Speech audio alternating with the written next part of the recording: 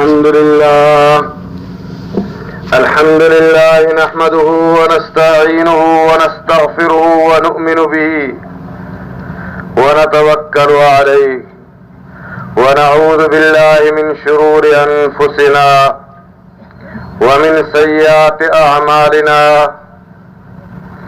من يهده الله فلا مضل له ومن يضلله فلا هادي له وأشهد أن لا إله إلا الله وحده لا شريك له وأشهد أن محمدا عبده ورسوله أما بعد أعوذ بالله من الشيطان الرجيم بسم الله الرحمن الرحيم ومن أحسن قولا ممن دعا إلى الله وعمل صالحا وقال إنني من المسلمين وقال تعالى إن الذين قالوا ربنا الله ثم استقاموا تتنزل عليهم الملائكة ألا تخافوا ولا تحزنوا وأبشروا بالجنة التي كنتم توعدون نحن أولياؤكم في الحياة الدنيا وفي الآخرة ولكم فيها ما تشتهي أنفسكم ولكم فيها ما تدعون نزلا من غفور رحيم وقال تعالى والعصر إن الإنسان لفي خسر إلا الذين آمنوا وعملوا الصالحات وتواصوا بالحق وتواصوا بالصبر. قال النبي صلى الله عليه وسلم نزل الله امرأ سمع مقالتي فحفظها ووعى فأداها كما سمعها فرب مبلغ أوعى من سام أو كما قال عليه الصلاة والسلام. قال النبي صلى الله عليه وسلم الكيس من دان نفسه وعمل لما بعد الموت والعاجز من أتبع نفسه هواها وتمنى على الله الأماني أو كما قال عليه الصلاة والسلام. بس میرے عزیز دوستو بزرگوں،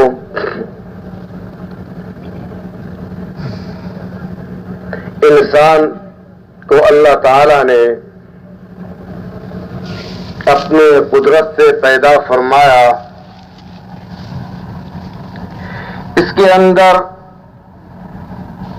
بہت استعداد، بہت صلاحیتیں اللہ تعالیٰ نے عطا فرمائی، اس انسان کے اندر رکھ دیے.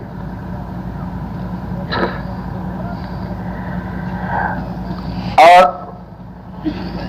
اس انسان کو کس لیے پیدا کیا اور کن کن مراحل سے یہ انسان گزر کر کے کہاں تک پہنچ جائے گا. کچھ چیزیں ایسے ہیں کہ انسان کو نظر آتا ہے، جس کو مشاہدہ کہتے ہیں، دیکھتا ہے انسان، اس سے دیکھ کر کے وہ فیصلہ کرتا ہے. کچھ چیزیں ایسے ہیں کہ انسان ان چیزوں کو دیکھتا نہیں ہے، بلکہ تعلیمات انبیاء علیہم الصلاۃ والسلام، انبیاء علیہم الصلاۃ والسلام میں آ کر ان کو ایک رخ پر ڈالا، ان کو بتایا کہ اے انسان، تیرے زندگی گزارنے کا مقصد یہ ہے، تو اس لیے آیا ہے، اور وہ چیزیں ظاہراً نظر نہیں آتی. سب سے بنیادی بات، انسان کے تخلیق کا مقصد، انسان پیدا کیوں ہوا ہے؟ آیا یہ ایسے پیدا ہو گیا؟ یہ زمین و آسمان، یہ چاند سورج ستارے، یہ تمام مخلوقات یہ غرض ہمیں نظر آ رہا ہے یا نہیں آ رہا ہے؟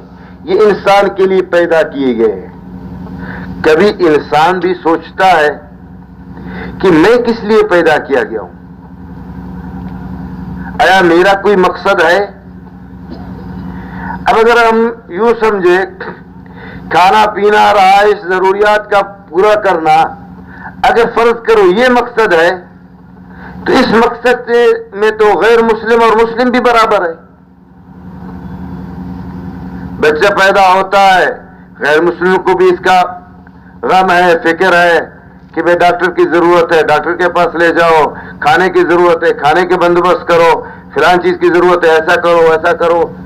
اگر نفس سے مسلمان بھی اسی کے ہے تو پھر تو اس میں کوئی فرق نظر نہیں آتا ہے.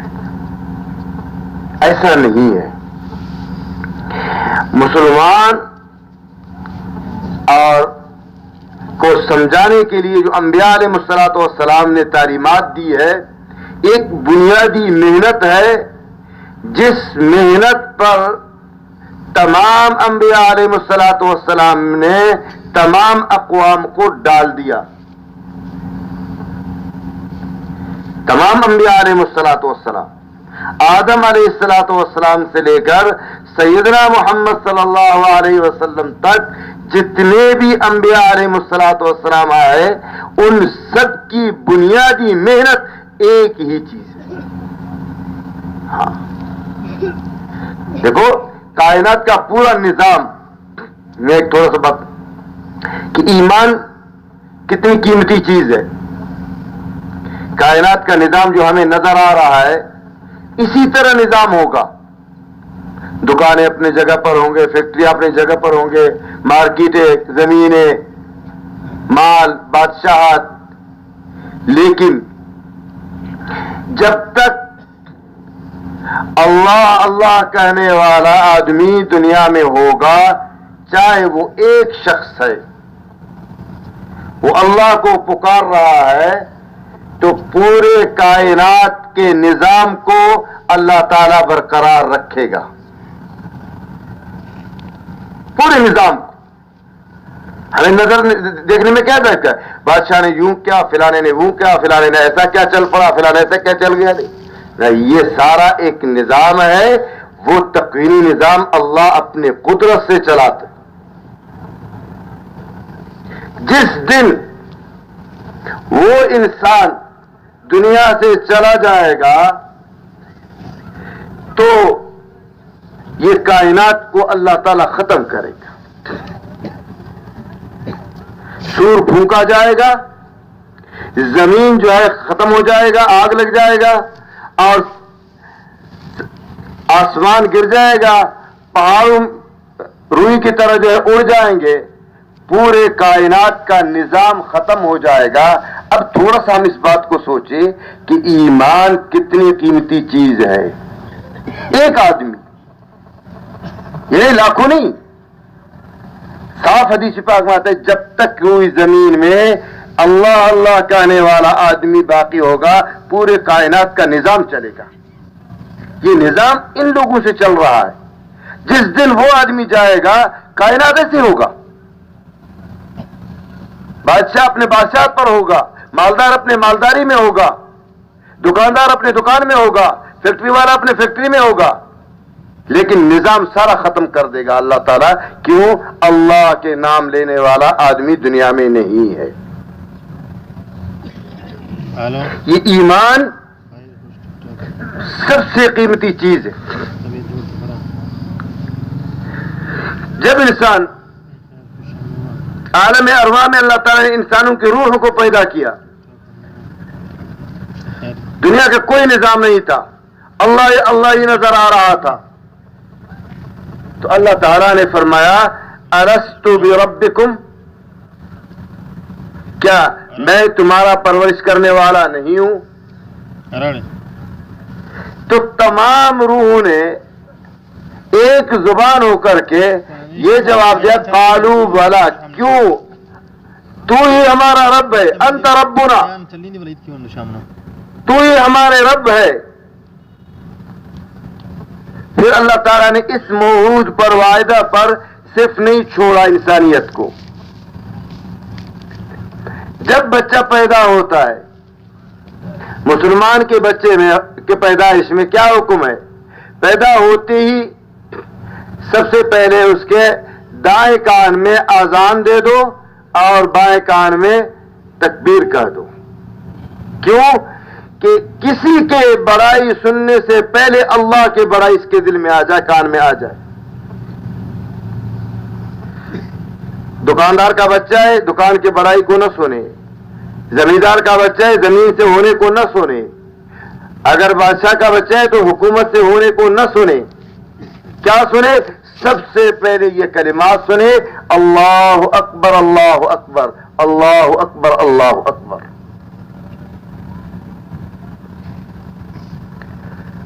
پھر جب بچہ بولنے لگتا ہے، حدیث پاک میں آتا ہے جب بچہ بولنے لگ جائے سب سے پہلے اس کو سکھا دو کلمہ لا الہ الا اللہ.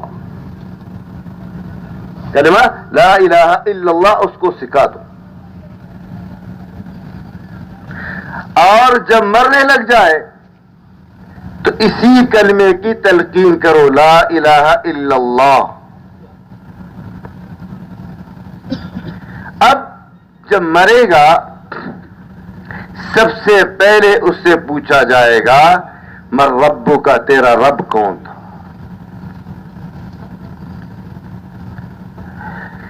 تو میرے محترم دوستو بزرگوں، یہ جو درمیانی زندگی ہے انبیاء علیہ الصلوۃ والسلام تشریف لائے، اسی سب سے پہلے انسانیت کے دلوں پر محنت کیا. جس کو افسوس یعنی دکھ کی بات یہ ہے کہ جس محنت کو انبیاء علیہ الصلوۃ والسلام نے اپنی زندگی کا مقصد بنا کر کے پورے قوت صلاحیتیں لگا دیا، آج وہ محنت ہمارے نزدیک محنت ہی نہیں رہا. یہ جو ہمارے اجتماعات ہوتے ہیں تاکہ آپس میں مذاکرہ ہو جائے، اس محنت پر ہم دوبارہ آ جائیں. ایمان اور یقین سیکھنا اور اللہ کے وحدانیت کو دل میں بٹھانا، یہ مسلمان کی اسلام کی آنے کی یہ ضرورت ہے. اگر ایسا نہیں ہوگا میرے محترم دوستو بزرگوں، کائنات کا اگر یقین بگڑ جائے گا، پورے کائنات کا نظام چاہے اس کے ساتھ ہو، یہ آدمی ہلاک ہوگا، برباد ہوگا. ہاں، انبیاء علیہ الصلوۃ والسلام، آدم علیہ الصلوۃ والسلام سے لے کر سیدنا محمد صلی اللہ علیہ وسلم تک کتنے انبیاء آئے؟ مختلف روایات میں ہے 1,24,000 کوئی اور روایات. بہرحال کثیر انبیاء علیہ الصلوۃ والسلام. بنی اسرائیل میں تو ایک ایک زمانے میں ہزاروں نبی ہوتے تھے. اب یہ تھوڑا سا ہم سوچ لیں، اللہ نے انسان کو عقل دیا ہے، اس لیے کہ اس عقل سے سوچ. یہ نبی آدم علیہ السلام سے لے کر کے سیدنا محمد صلی اللہ علیہ وسلم تک نبیوں نے آ کر کیا کیا، کس چیز پر محنت کیا؟ آیا وہ محنت ضروری ہے یا نہیں ہے؟ اگر نعوذ باللہ ہم یہ کہیں کہ اگر ضروری نہیں ہے تو پھر ہم تو چھوڑ دیں. انبیاء علیہ الصلوۃ والسلام جب بھرپور اپنے پورے قوت لگا کر کے، اپنے استعداد صلاحیتیں لگا کر کے، کس چیز پر؟ انسانیت کے دل کے رخ بدل جائے. نبی کی کوئی چاہت نہیں ہوتی، نہ ان کی چاہت ملک ہے، نہ مال ہے، نہ حکومت ہے، نہ چیزیں ہے. صرف نبی کی چاہت ہوتی ہے کیا؟ کہ انسانیت کے دل میں اللہ کی بڑائی آ جائے. نبی وہ ہوتا ہے جو دنیا کی کوئی چیز کو نہ چاہے. عزت جاتا ہے جائے، مال جاتا ہے جائے، حکومت جائے، لیکن نبی کا جذبہ کیا ہے کہ انسانیت کے اندر اللہ کی بڑائی کیسے آ جائے، وہ اللہ کو ماننے والے کیسے بن جائے. تاریخ اٹھا کر کے دیکھ لیں، کسی نبی نے بھی آ کر کے اس کے علاوہ لا الہ الا اللہ کے علاوہ کوئی محنت نہیں کی. آج جزئی محنت ہوئی ہے، کچھ جزیات میں شریعت میں مختلف ہوئی ہے، لیکن کلی جو محنت بعثت کا جو مقصد ہے وہ سب کی ہی. انسانیت کے دل غیر کے تاثر سے پاک ہو جائے، مال ملک چیزوں کے تاثر سے پاک ہو جائے. ہاں، کیونکہ یہ باطنی چیز ہے میرے عزیز. کپڑوں پر گندگی لگ جاتا ہے، انسان کو نظر آتا ہے، باہر ہوتا ہے نظر آتا ہے. دل میں اگر غیر کا یقین ہے، یہ ایسے گندگی ہے کہ توبہ اور ایمان کے بغیر یہ گندگی صاف نہیں ہو سکتا ہے. ہاں، صاف حدیث میں آتا ہے دنیا کے محبت سے دلوں کو زنگ لگ جاتا ہے. قرآن پاک کی تلاوت اور کثرت ذکر لا الہ الا اللہ سے اس زنگ کو صاف کر لیا کرو. تو ایمان اور یقین سیکھنا. اب نبیوں نے آ کر کے، اور یہ جو جملہ ہے، کائنات کے نظام کا رخ ایک طرف ہوتا ہے، لا الہ الا اللہ وہ دوسری طرف ہوتا ہے. کیوں؟ اس لیے کہ یہ نظر نہیں آ رہا ہے. اللہ کی قدرت، اللہ کے کارنامے اور اللہ کی پیدا کی چیزیں نظر آ رہا ہے. اب وہ الہ معبود کون ہے؟ ہم سے پوشیدہ ہے.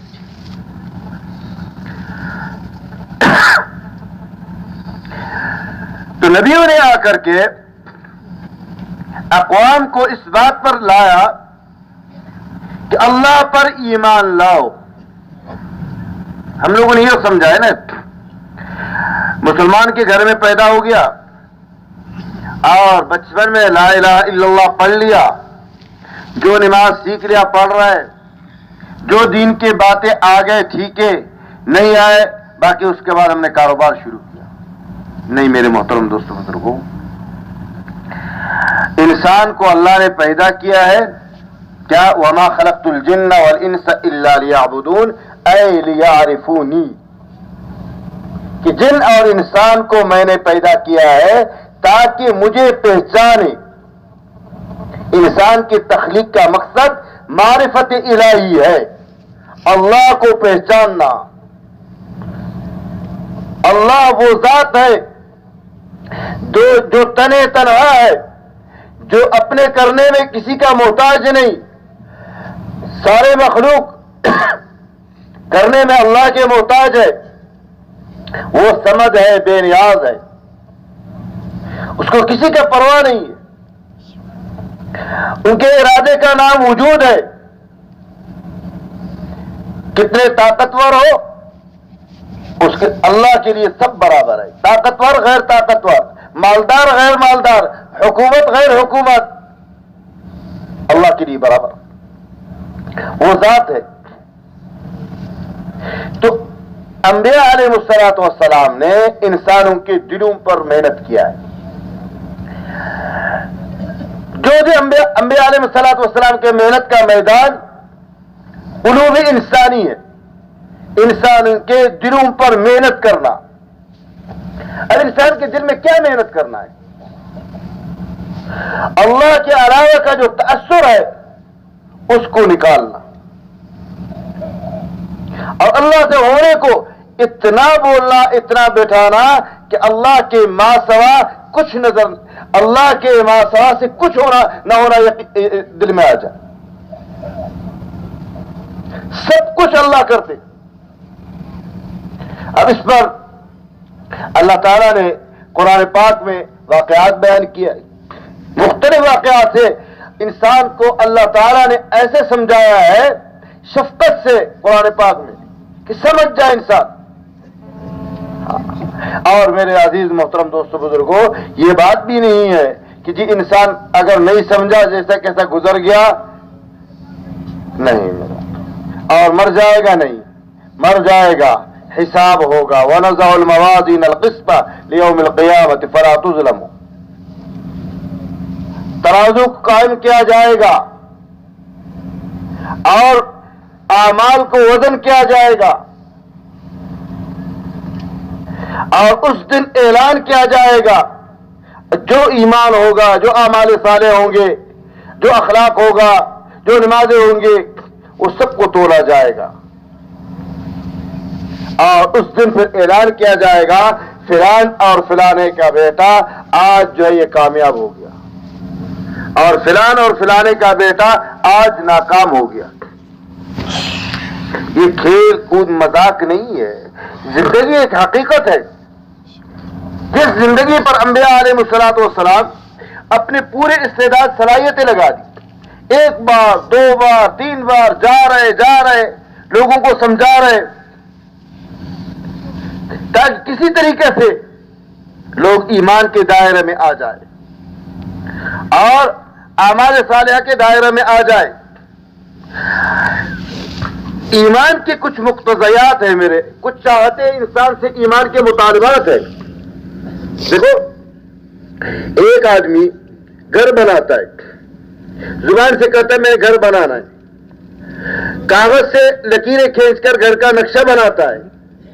نہ زبان سے کہنے سے گھر بن جاتا ہے، نہ کاغذ کے لکیریں کھینچنے سے گھر بن جاتا ہے. ایسا نہیں ہوتا، بلکہ کیا گھر کی کچھ مقتضیات ہے، چاہتے ہیں، وہ چاہتے پورا کرے گا تو گھر بنا سکتا ہے، اگر وہ چاہتے پورا نہیں کیا تو وہ گھر نہیں بنا سکتا ہے. اسی طرح میرے محترم دوستو بزرگوں، ایمان کے کچھ مقتضیات ہیں، کچھ ایمان کا مطالبات ہے ہم سے، کچھ ایمان ہم سے چاہتا ہے.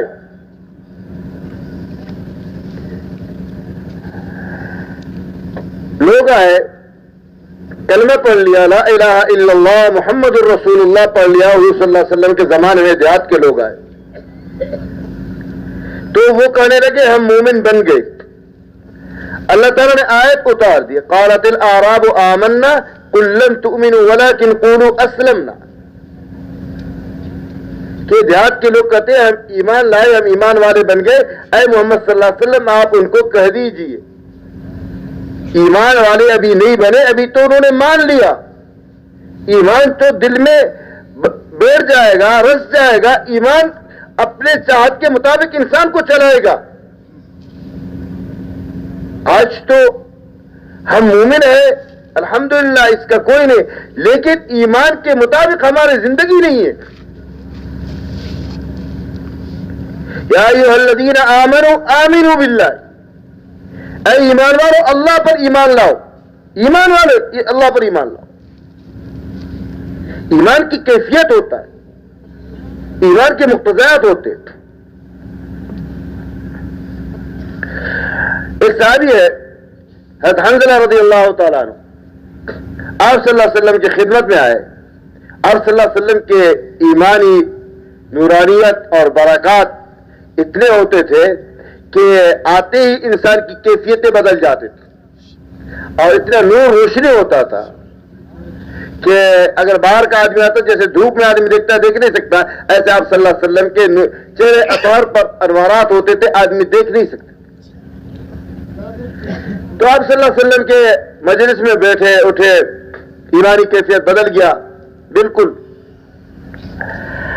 اور جب گھر میں گئے، بچوں کے ساتھ باتوں میں کھانے پینے میں مصروف ہو کر وہ ایمانی کیفیت، نعوذ باللہ کوئی غلط کام کوئی نہیں کیا، وہ ایمانی کیفیت کے سطح کم ہو گیا. جو آپ صلی اللہ علیہ وسلم کے صحبت میں تھا وہ ادھر پہنچ کر کے اس سطح پر نہیں آیا. تو صحابہ وہ تھے جو آپ صلی اللہ علیہ وسلم کے نقش قدم پر 100% چلنے والے تھے. تو انہوں نے اپنے کو کیا تعبیر کیا، نافق حنظلہ، کہ حنظلہ رضی اللہ عنہ منافق ہو گئے نعوذ باللہ. حالانکہ نفاق کی کوئی بات نہیں کی. اپنے ایمان، کیونکہ دیکھو ایمان پر محنت کرنے کے بعد اس کو سنبھالنے کا آدمی کو فکر ہوتا ہے. اب ہم نے ایمان پر محنت نہیں کی ہے، اس لیے ایمان کا ہم پرواہ نہیں ہے. کیا بول ہم بول رہے ہیں، کیا ہم سن رہے ہیں، ان بولوں سے ایمان بڑھتا ہے یا گھٹتا ہے؟ صاف حدیث میں آتا ہے الایمان یزید و ینقص، ایمان بڑھتا بھی ہے گھٹتا بھی ہے. ایمان کی کیفیت ایک جیسا نہیں ہوتا. تو اب اسی جو ہے جملے کو دہراتا ہوا گھر سے نکلا، پریشان ہوا. نافق حنظلہ حضرت ابوبکر صدیق رضی اللہ تعالیٰ کے پاس سے گزرے. ابوبکر صدیق رضی اللہ فرمایا کیا کہہ رہے ہو حنظلہ؟ کہ نافق حنظلہ، حنظلہ منافق ہو گیا. کیا ہو گیا؟ کیا نفاق کی کیا باتیں ہوئی؟ جی جو آپ صلی اللہ علیہ وسلم کے صحبت میں میں تھا، میری ایمانی وہ کیفیت مجھے اللہ نے دے دیا، جب میں گھر چلا گیا اپنے بیویوں کے ساتھ بیٹھ کر اٹھا تو وہ کیفیت نہیں ہے۔ تو حضرت ابوبکر صدیق رضی اللہ تعالیٰ نے فرمایا کہ یہ تو ہماری بھی ہمارے ساتھ بھی یہ ہوتا ہے، چلو آپ صلی اللہ علیہ وسلم سے پوچھ لیں۔ تو جا کر آپ صلی اللہ علیہ وسلم سے انہوں نے دریافت کیا، فرمایا ہاں میرے صحبت میں آؤ گے ایمان بڑھے گا۔ تو میرے عزیز محترم دوستو بزرگوں، ایمان سیکھنا ضروری ہے۔ کوئی چیز کائنات میں اتنا ضروری نہیں ہے جتنا ایمان سیکھنا ضروری ہے۔ کیوں؟ اس لیے کہ کسی کے دل میں ایک ذرہ برابر ایمان ہوگا، ایک ذرہ، رائی کے ذرے کے برابر ایمان ہوگا، اور جو اخیر جنت میں جائے گا، اپنے گناہوں کا سزا بھگت کر کے جنت میں جائے گا، اس کو اللہ تعالی دنیا سے 10 گنا بڑا جنت دے دے گا، اور دنیا کے ہر نعمت، جنت کی ہر نعمت اللہ ان کو دے دے گا ایک ذرہ ایمان پر۔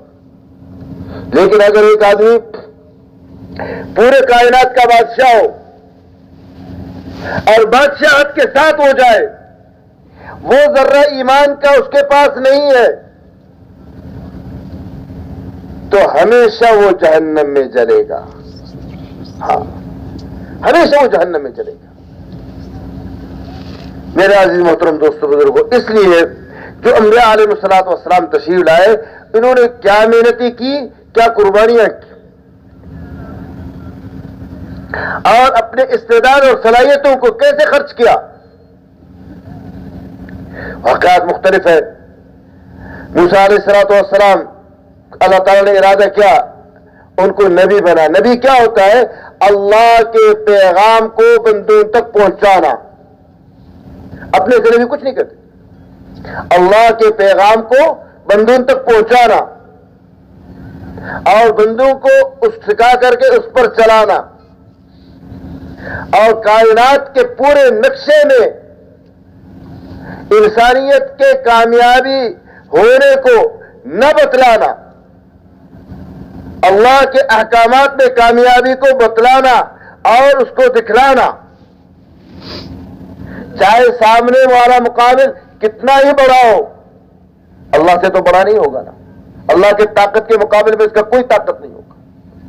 بڑے بڑے طاقتور بھی آئے، اللہ کی طاقت کے مقابلے میں کچھ بھی نہیں کر سکے۔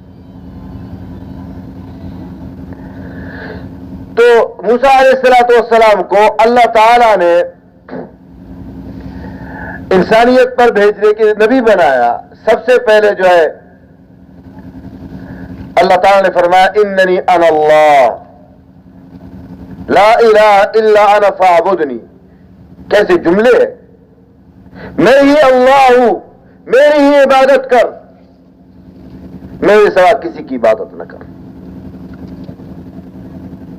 میں نے شروع میں عرض کیا، انسانی کے دلوں پر انبیاء علیہ الصلوۃ والسلام نے محنت کیا۔ ظاہری نقشہ جو بھی آ جائے، چاہے ہمیں کامیابی کا نقشہ نظر آ رہا ہے، چاہے ناکامی کا نقشہ نظر آ رہا ہے، اس میں کچھ نہیں ہوگا، ہوگا وہ اللہ جو چاہے گا۔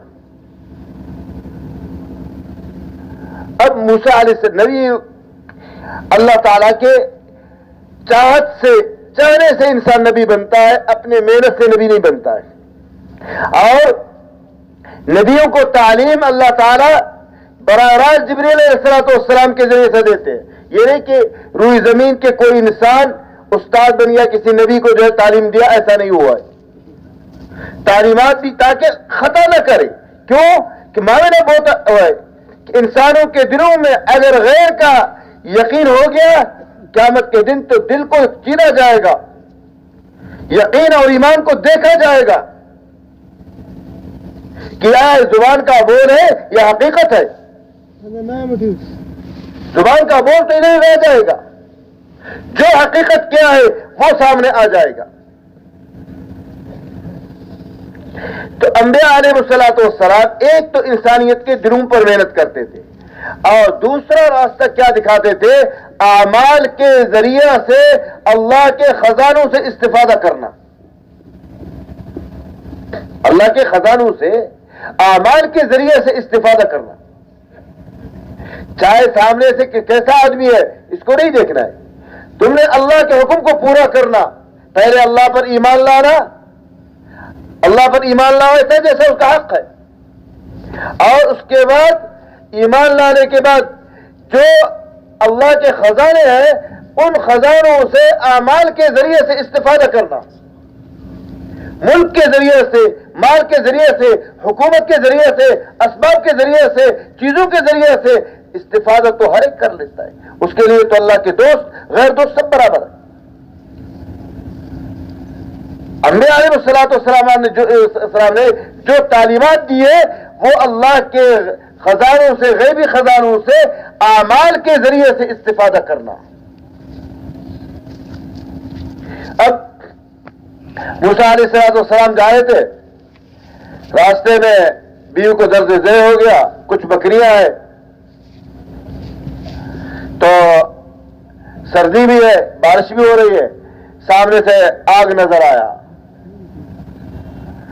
تو بیوی سے کہا کہ میں جا کر کے آگ لے کر آ رہا ہوں یا راستہ پوچھ لوں گا۔ تو جب قریب پہنچ گیا تو حکم ہو گیا فخلعنا علیک انک بالوادی المقدس طویٰ، اپنی جوتی نکال دے۔ اب جب قریب آیا تو ہر طرف سے نور ہی نور نظر آ رہا ہے۔ اب اللہ تعالیٰ نے ان کو نبوت دی تھی۔ اب پہلے جملہ کیا؟ اننی انا اللہ لا الہ الا انا فاعبد۔ اور موسیٰ علیہ السلام نے کہا کہ فرعون کے پاس میں جا رہا ہوں، وہ تو بڑا سخت ہے، اور ہارون کو علیہ السلام کو میرے ساتھ کر دے۔ اللہ تعالیٰ نے موسیٰ اور ہارون علیہ السلام کو نبی بنا کر کے فرعون کے پاس بھیجا۔ اب دیکھو اللہ تعالیٰ کی کیا اسلوب ہے، کیا ترتیب ہے۔ اب یہ نہیں کہ فرعون اتنا سرکش جبار قسم کا بادشاہ ہے جو دعویٰ کر رہا ہے انا ربکم الاعلی، میں سب سے بڑا رب ہوں، الیس لی ملک مصر وہذہ الانہار تجری من تحتی افلا تبصرون، کیا یہ نہریں، یہ باغات، یہ مصر کے جو بادشاہت ہے تم نہیں دیکھتے یہ میرے؟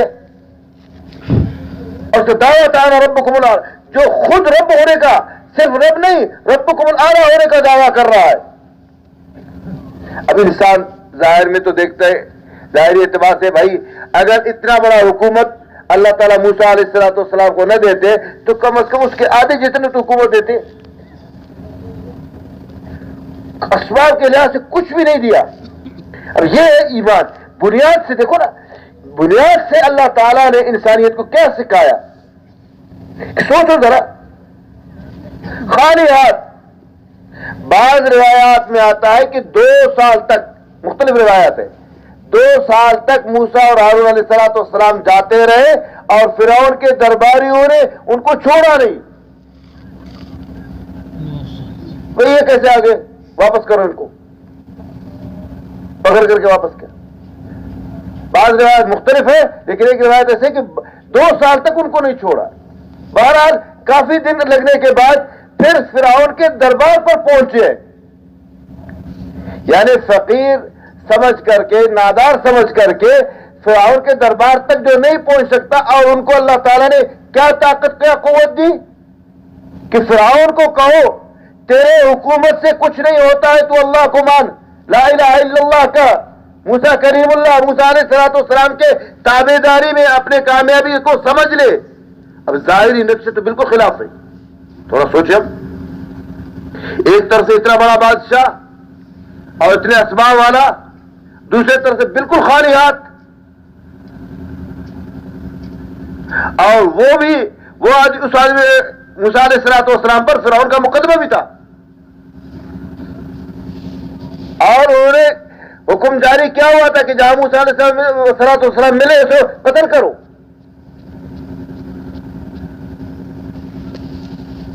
لیکن اللہ تعالیٰ نے اب دیکھو نتیجے کے لحاظ سے محنت تو یہاں سے شروع ہو گیا. جا کر کے فرعون نے کہا کیا کہتے ہو؟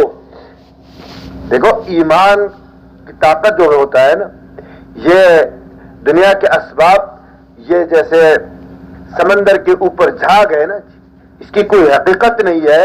اللہ کی قسم کہا جا سکتا ہے اس کی کوئی حقیقت نہیں.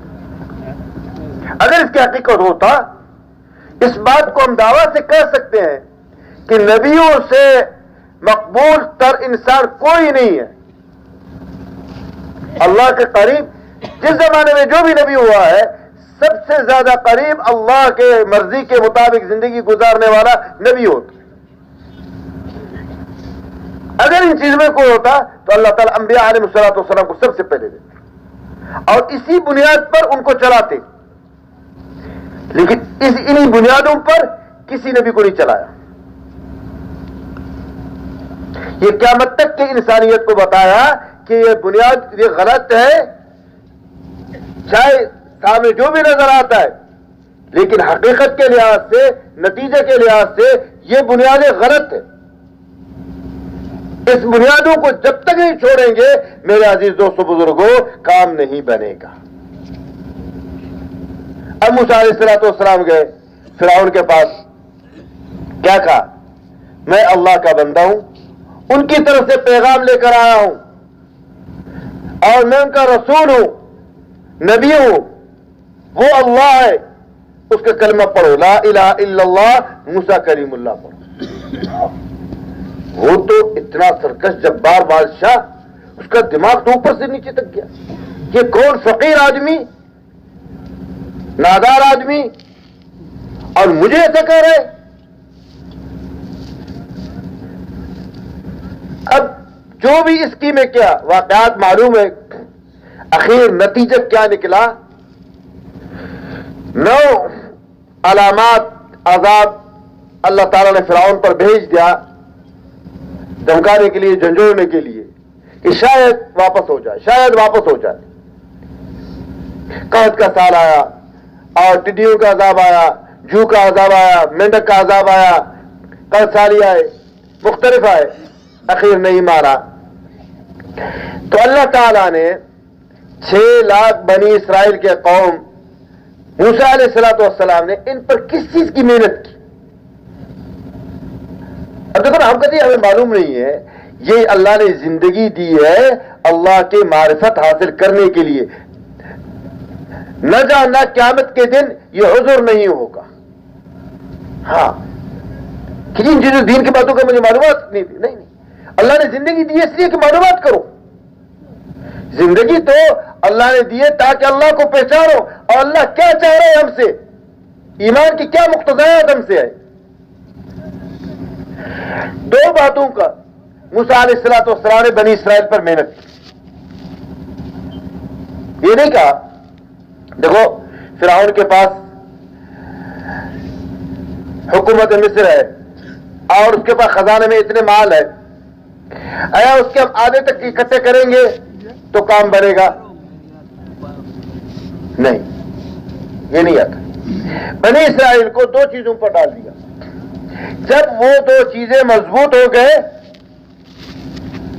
تو اللہ تعالیٰ نے حکم دے دیا عزت کرنے کا. تو بنی اسرائیل کو اللہ تعالیٰ نے بچانے کا فیصلہ فرمایا اور فرعون کو غرق کرنے کا فیصلہ فرمایا. وہ 2 چیزیں کیا تھیں؟ سب سے پہلے ایمان کی سکھایا ان کو، اللہ سے ہونے کو سکھایا، اور دوسرا نمازوں کو. نماز کے ذریعے سے اللہ کے خزانوں سے استفادہ کرو. ایمان سکھایا اور نمازیں سکھا دی. جب 2 یہ چیزیں مضبوط ہو گئے تو اللہ تعالیٰ نے فرعون کو پانی میں غرق کیا اور موسیٰ علیہ السلام اور 6 لاکھ بنی اسرائیل کو جو اللہ تعالیٰ نے پار کر دیا. قیامت تک کے لیے انسانیت کو یہ بتایا کہ دیکھو اگر حکومت میں ایمان کے بغیر کامیابی مل سکتا تھا تو فرعون جیسا کامیاب آدمی نہ ہوتا، لیکن حکومت کے ہوتے ہوئے اللہ تعالیٰ نے ان کو غرق کر دیا جو خدائی کا دعویٰ کر رہا تھا. اس لیے میرے عزیز محترم دوستوں بزرگوں، محمد صلی اللہ علیہ وسلم جب تشریف لائے، انسانیت پر سب سے پہلے ایمان یقین کی محنت کی۔ ایمان یقین کی محنت کیا ہے؟ ایمان یقین کی محنت میں محترم دوستوں بزرگ کیا ہے؟ ایمان کے مذاکرات میں بیٹھنا، ایمان کے بول بولنا، ایمان کے نگاہ سے دیکھنا، ایمان کو سوچنا، جس کو کہا ہے یؤمنون بالغیب، یؤمنون بالغیب۔ قرآن پاک کی پہلے آیت میں آتا ہے ذالک الکتاب لا ریب فیہ ھدی للمتقین، یہ کتاب ہدایت کا ہے، کس کے لیے؟ متقین کے لیے ہدایت ہے۔ یہ کتاب کس کے لیے؟ متقین کے۔ متقین کون ہوتا ہے؟ الذین یؤمنون بالغیب ویقیمون الصلاۃ ومما رزقناہم ينفقون، کہ وہ جو یؤمنون بالغیب، جو غیب پر ایمان لاتے ہیں، مشاہدہ نہیں، غیب پر۔ تو انبیاء علیہ الصلوۃ والسلام سب سے پہلے انسانیت کو غیب پر ایمان لانا سکھا دیا۔ اس کے بعد کیا ہے؟ اقامت صلاۃ، نماز کو قائم کرنا۔ جناب رسول اکرم صلی اللہ علیہ وسلم تشریف لائے، انسانیت کے اندر اللہ کو ماننے کی استعداد، صلاحیتیں اس وقت بالکل نہیں تھی۔ بتوں سے ہونا اور بتوں کو سامنے رکھ کر کے ان کی عبادت کرنا، اپنے مشکلات کو اس کے ذریعے سے حل کرنا، یہ ایک عام رواج میں تھا۔ اب محمد صلی اللہ علیہ وسلم آ کر کے کس طرح ان پر محنت کیا، میرے محترم دوستوں بزرگوں، یہ دین نظر آتا ہے اوپرا اوپرا، لیکن جب پھیل جاتا ہے تو ایسے مضبوطی سے پھیلتا ہے کہ دین کے آئے بغیر اور کوئی راستہ نہیں ہوتا ہے۔ ہاں، جتنے راستے ہمیں نظر آتے ہیں، ہر راستے آگے جا کر ختم ہوتا ہے۔ ہاں، ایک دین کا راستہ ہے جو ختم نہیں ہوتا ہے، جو انسان کو جنت تک پہنچا دے گا، تمام مراحل حل کر دے گا۔ اب انسان، میں شروع سے ایمان کی بول رہا ہوں، تو آپ لوگ سوچیں گے جب ایمان آ جائے گا تو ہوگا کیا؟ میرے عزیز محترم دوستوں بزرگوں، جب ایمان آئے گا اپنے ثمرات دکھائے گا۔ کیا ثمرات دکھائے گا؟ وَلَوْ أَنَّ أَهْلَ الْقُرَىٰ آمَنُوا وَاتَّقَوْا لَفَتَحْنَا عَلَيْهِمْ بَرَكَاتٍ مِّنَ السَّمَاءِ وَالْأَرْضِ۔ اللہ کے کلام سچ ہے۔ وَمَنْ أَصْدَقُ مِنَ اللَّهِ حَدِيثًا وَمَنْ أَصْدَقُ مِنَ اللَّهِ قِيلًا۔ اللہ سے زیادہ سچا کون ہو سکتا ہے؟ کوئی بھی نہیں۔ وہ فرما رہے کیا؟ وَلَوْ أَنَّ أَهْلَ الْقُرَىٰ آمَنُوا وَاتَّقَوْا، دو شرطیں ہیں، لَفَتَحْنَا عَلَيْهِمْ بَرَكَاتٍ مِّنَ السَّمَاءِ وَالْأَرْضِ، زمین آسمان کی برکتیں ہم کھول دیں گے۔ کن پر؟ اگر یہ بستیوں والے ایمان اور تقوی اختیار کریں، کوئی اور شرط نہیں۔ ایمان ہوگا، تقوی ہوگا، نتیجہ کیا نکلے گا؟ لفتحنا علیہم برکات من السماء والارض، زمین آسمان کے برکتیں کھول دیں گے۔ ہاں، یہ نہیں کہیں آتا ہے کہ اتنے زمین تمہارے پاس ہوگا، اتنے حکومت پر تم حکومت کرو گے پھر ہم برکتیں کھول دیں گے تمہارے اوپر، نہیں۔ یہ معنوی چیزیں ہے۔ پھر اللہ کی مرضی، حکومتیں بھی دے دے، مال بھی دے دے، اسے استعمال کروائے گا، لیکن بنیادی شرط یہ ہے ایمان اور تقوی۔ اگر ایمان ہوگا، تقوی ہوگا، اللہ تعالیٰ دنیا میں خوشگوار زندگی دے دے گا۔ من عمل صالحا من ذکر او انثى وهو مؤمن فلنحيينه حیات طیبہ، حیات طیبہ کا اللہ وعدہ کر رہا ہے، کس پر؟ ایمان اور عمل صالح پر۔ تو میرے عزیز محترم دوستوں بزرگوں، ایمان سیکھنا، اللہ کے راستے میں نکل کر کے، ماحول میں آ کر کے، میں عرض کروں غیب پر ایمان کس طرح ہوتا ہے؟ اب ہم بھی لاتے ہیں دنیا کے بہت ساری چیزوں پر، ہم غیب پر ایمان لائے ہوئے. یا مجمع میں بہت سارے لوگوں نے کچھ نہیں دیکھا ہوگا، کچھ نہیں دیکھا ہوگا. اگر میں کہوں جی روس کوئی ملک نہیں ہے، تو بہت سارے اور آدمی مجھے کہیں گے کہ مولوی صاحب غلط کر رہا ہے، روس ہے ملک. میں تم نے دیکھا ہے؟ نہیں دیکھا ہے. تو پھر کس طرح تم کہتے ہو روس ہے ملک؟ وہ اس لیے کہ بچپن سے اتنے دفعہ اس کے سنا ہے، اتنے دفعہ بولا ہے، اور اتنے معاملات میں اس کو سنا ہے کہ دل میں بیٹھ گیا کہ روس ہے ملک. بن دیکھے بھی وہ کہتا ہے ملک. اسی کو کہتے ہیں ایمان میرے محترم دوستو. اللہ کو نہیں دیکھا، جنت کو نہیں دیکھا، جہنم کو نہیں دیکھا، قبر کے مناظر کو نہیں دیکھا، آسمان اور زمین کے جو ہے اندر کیا معاملات ہیں نہیں دیکھا. نبی نے خبر دیا کما حق وہ ایسی. اما خدیجہ کبریٰ رضی اللہ تعالیٰ عنہ کے ایک بچے کا انتقال ہو گیا اور رونے لگی. آپ صلی اللہ علیہ وسلم نے فرمایا خدیجہ رو مت، وہ تو جنت میں ہے. حضور صلی اللہ علیہ وسلم نے فرمایا خدیجہ اگر کہو میں اللہ سے دعا کروں تجھے دکھا دے جنت میں تیرا بیٹا. اما خدیجہ رضی اللہ تعالیٰ کہ اللہ کے رسول جب آپ نے کہا جنت میں ہے مجھے تو میرے دیکھنے سے زیادہ یقین آ گیا. یہ ہے یقین، اب مجھے دیکھنے کی ضرورت نہیں ہے. اللہ اور اس کے رسول کے باتوں پر اتنا یقین کرنا کہ اپنے دیکھنے کا بھی یقین اتنا نہ ہو، یہ ہے ایمان. ایمان میرے محترم دوستوں میں عرض کروں آپ کو، انسان کو ایمان اعمال پر ڈالے گا، معلومات اعمال پر نہیں ڈالیں گے. آج ہم معلومات رکھتے ہیں، یقین نہیں رکھتے. بہت کم لوگ ایسے ہیں جس کو نماز کی فرضیت کا علم نہ ہو. ایک مثال عرض کروں، ایک آدمی ہے مسجد کے قریب اس کی دکان ہے. اب جب اذان ہوتا ہے، اب مؤذن یہ خود اپنے کلام نہیں بول رہا ہے، یہ اللہ کے کلام ہے، اللہ کے منادی ہے، اللہ کی طرف بلا رہا ہے. اب کیا کہتے ہیں مؤذن؟ حی علی الصلاۃ، حی علی الصلاۃ، حی علی الفلاح، حی علی الفلاح. آؤ کامیابی کی طرف، آؤ کامیابی کی طرف، آؤ نماز کی طرف، آؤ نماز کی طرف. یہ مؤذن کے جملہ ہے، اللہ کی طرف سے انسان کو پکارا جا رہا ہے. پہلے 4 دفعہ کہتا ہے مؤذن اللہ اکبر اللہ اکبر. اے انسان جس مسئلے میں تو لگا ہوا ہے اس وقت سے اللہ بڑے تجھے بلا رہا ہے. یعنی جس دنیا کے جس شعبے میں بھی لگا ہوا ہے اب تو نماز کی طرف آ جا. اب معلومات اس کو یہ بھی معلوم ہے کہ نماز فرض ہے، یہ معلوم ہے کہ قیامت کے دن سب سے پہلے نماز کے بارے میں حساب کیا جائے گا. اگر نماز پوری اور اچھی نکل آئی تو باقی اعمال بھی اچھی پورے نکل آئیں گے. اگر نماز بیکار ثابت ہوگی تو باقی اعمال بھی بیکار ثابت ہوں گے.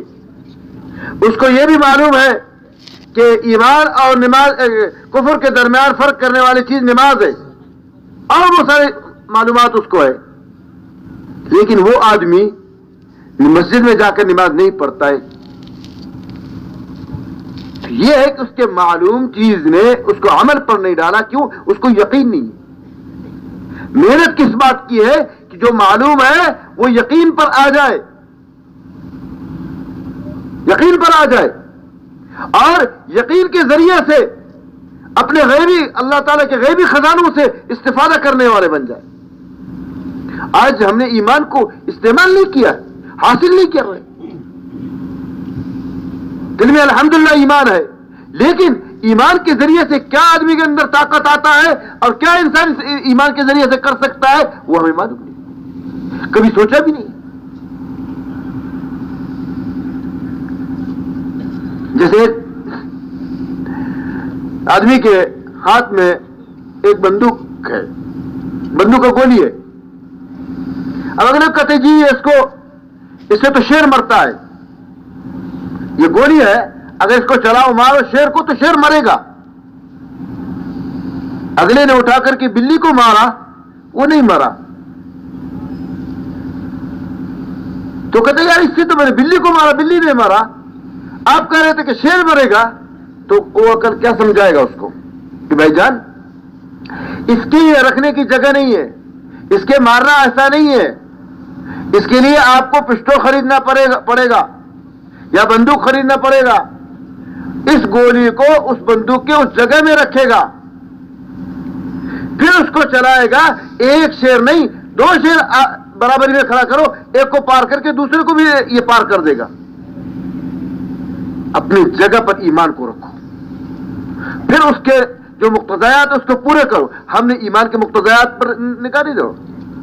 کاروبار میں اپنی مرضی سے کرتا ہوں, بولنا اپنی مرضی سے کرتا ہوں, دیکھنا اپنی مرضی سے کرتا ہوں, اور چاہتا ہوں یہ کہ جو مومنین کے ساتھ ہوتا ہے وہ بھی میرے ساتھ ہو جائے.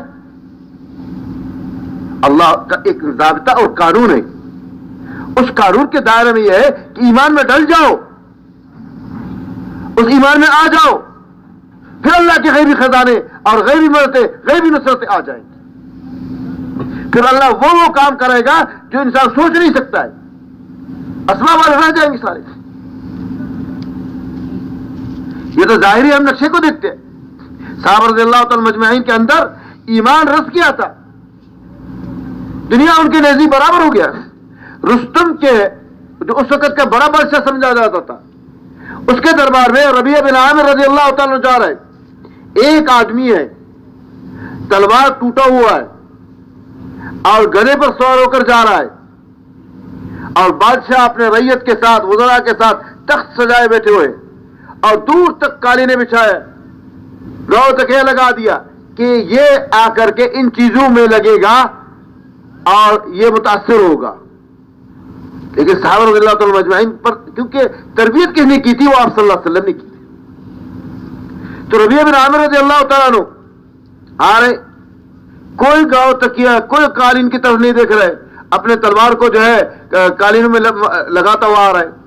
دربار میں آئے اور بیٹھ گئے. تو رستم نے کہا کیا چاہتے ہو تم ہم سے؟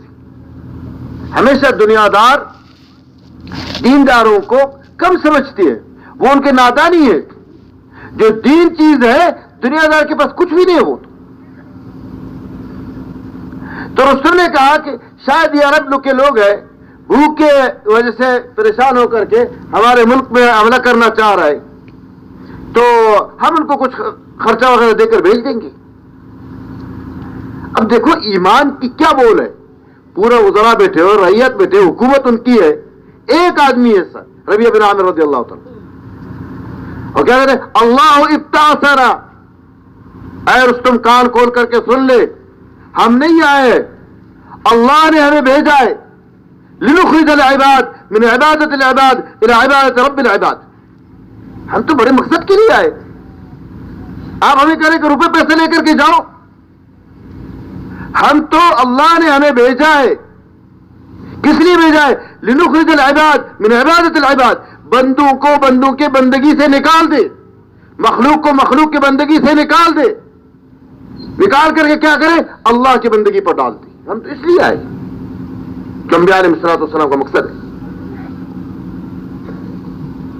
رستم دیکھو حق کی بات ہوتا ہے, ایمانی بات ہوتا ہے, باطل کا کوئی حقیقت. رستم ہل گیا, کام کیا.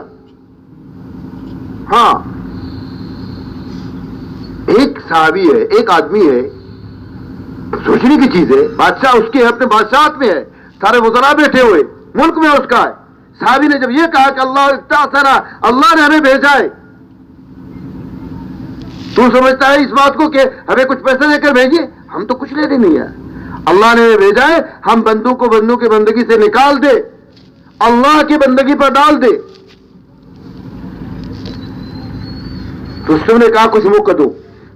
اب دیکھو کہ حقیقت کہا جاتا ہے اس کے اور. جب رستم نے کہا موقع دو, تو ربیعہ بن عامر رضی اللہ تعالی نے فرمایا رستم 3 دن کا موقع ہے, 3 دن کے اندر اندر اگر ایمان لایا, ہمارا کوئی چیز ہمیں تمہاری ضرورت نہیں ہے, تمہارا ملک تمہیں مبارک ہو, تمہاری حکومت تمہیں مبارک ہو، تمہاری چیزیں تمہیں مبارک ہو، ہمیں تو صرف تمہارا ایمان چاہیے، اگر تم نے ایمان لایا تو تمہارا ملک تمہارا ہو جائے، ہم واپس چلے جائیں۔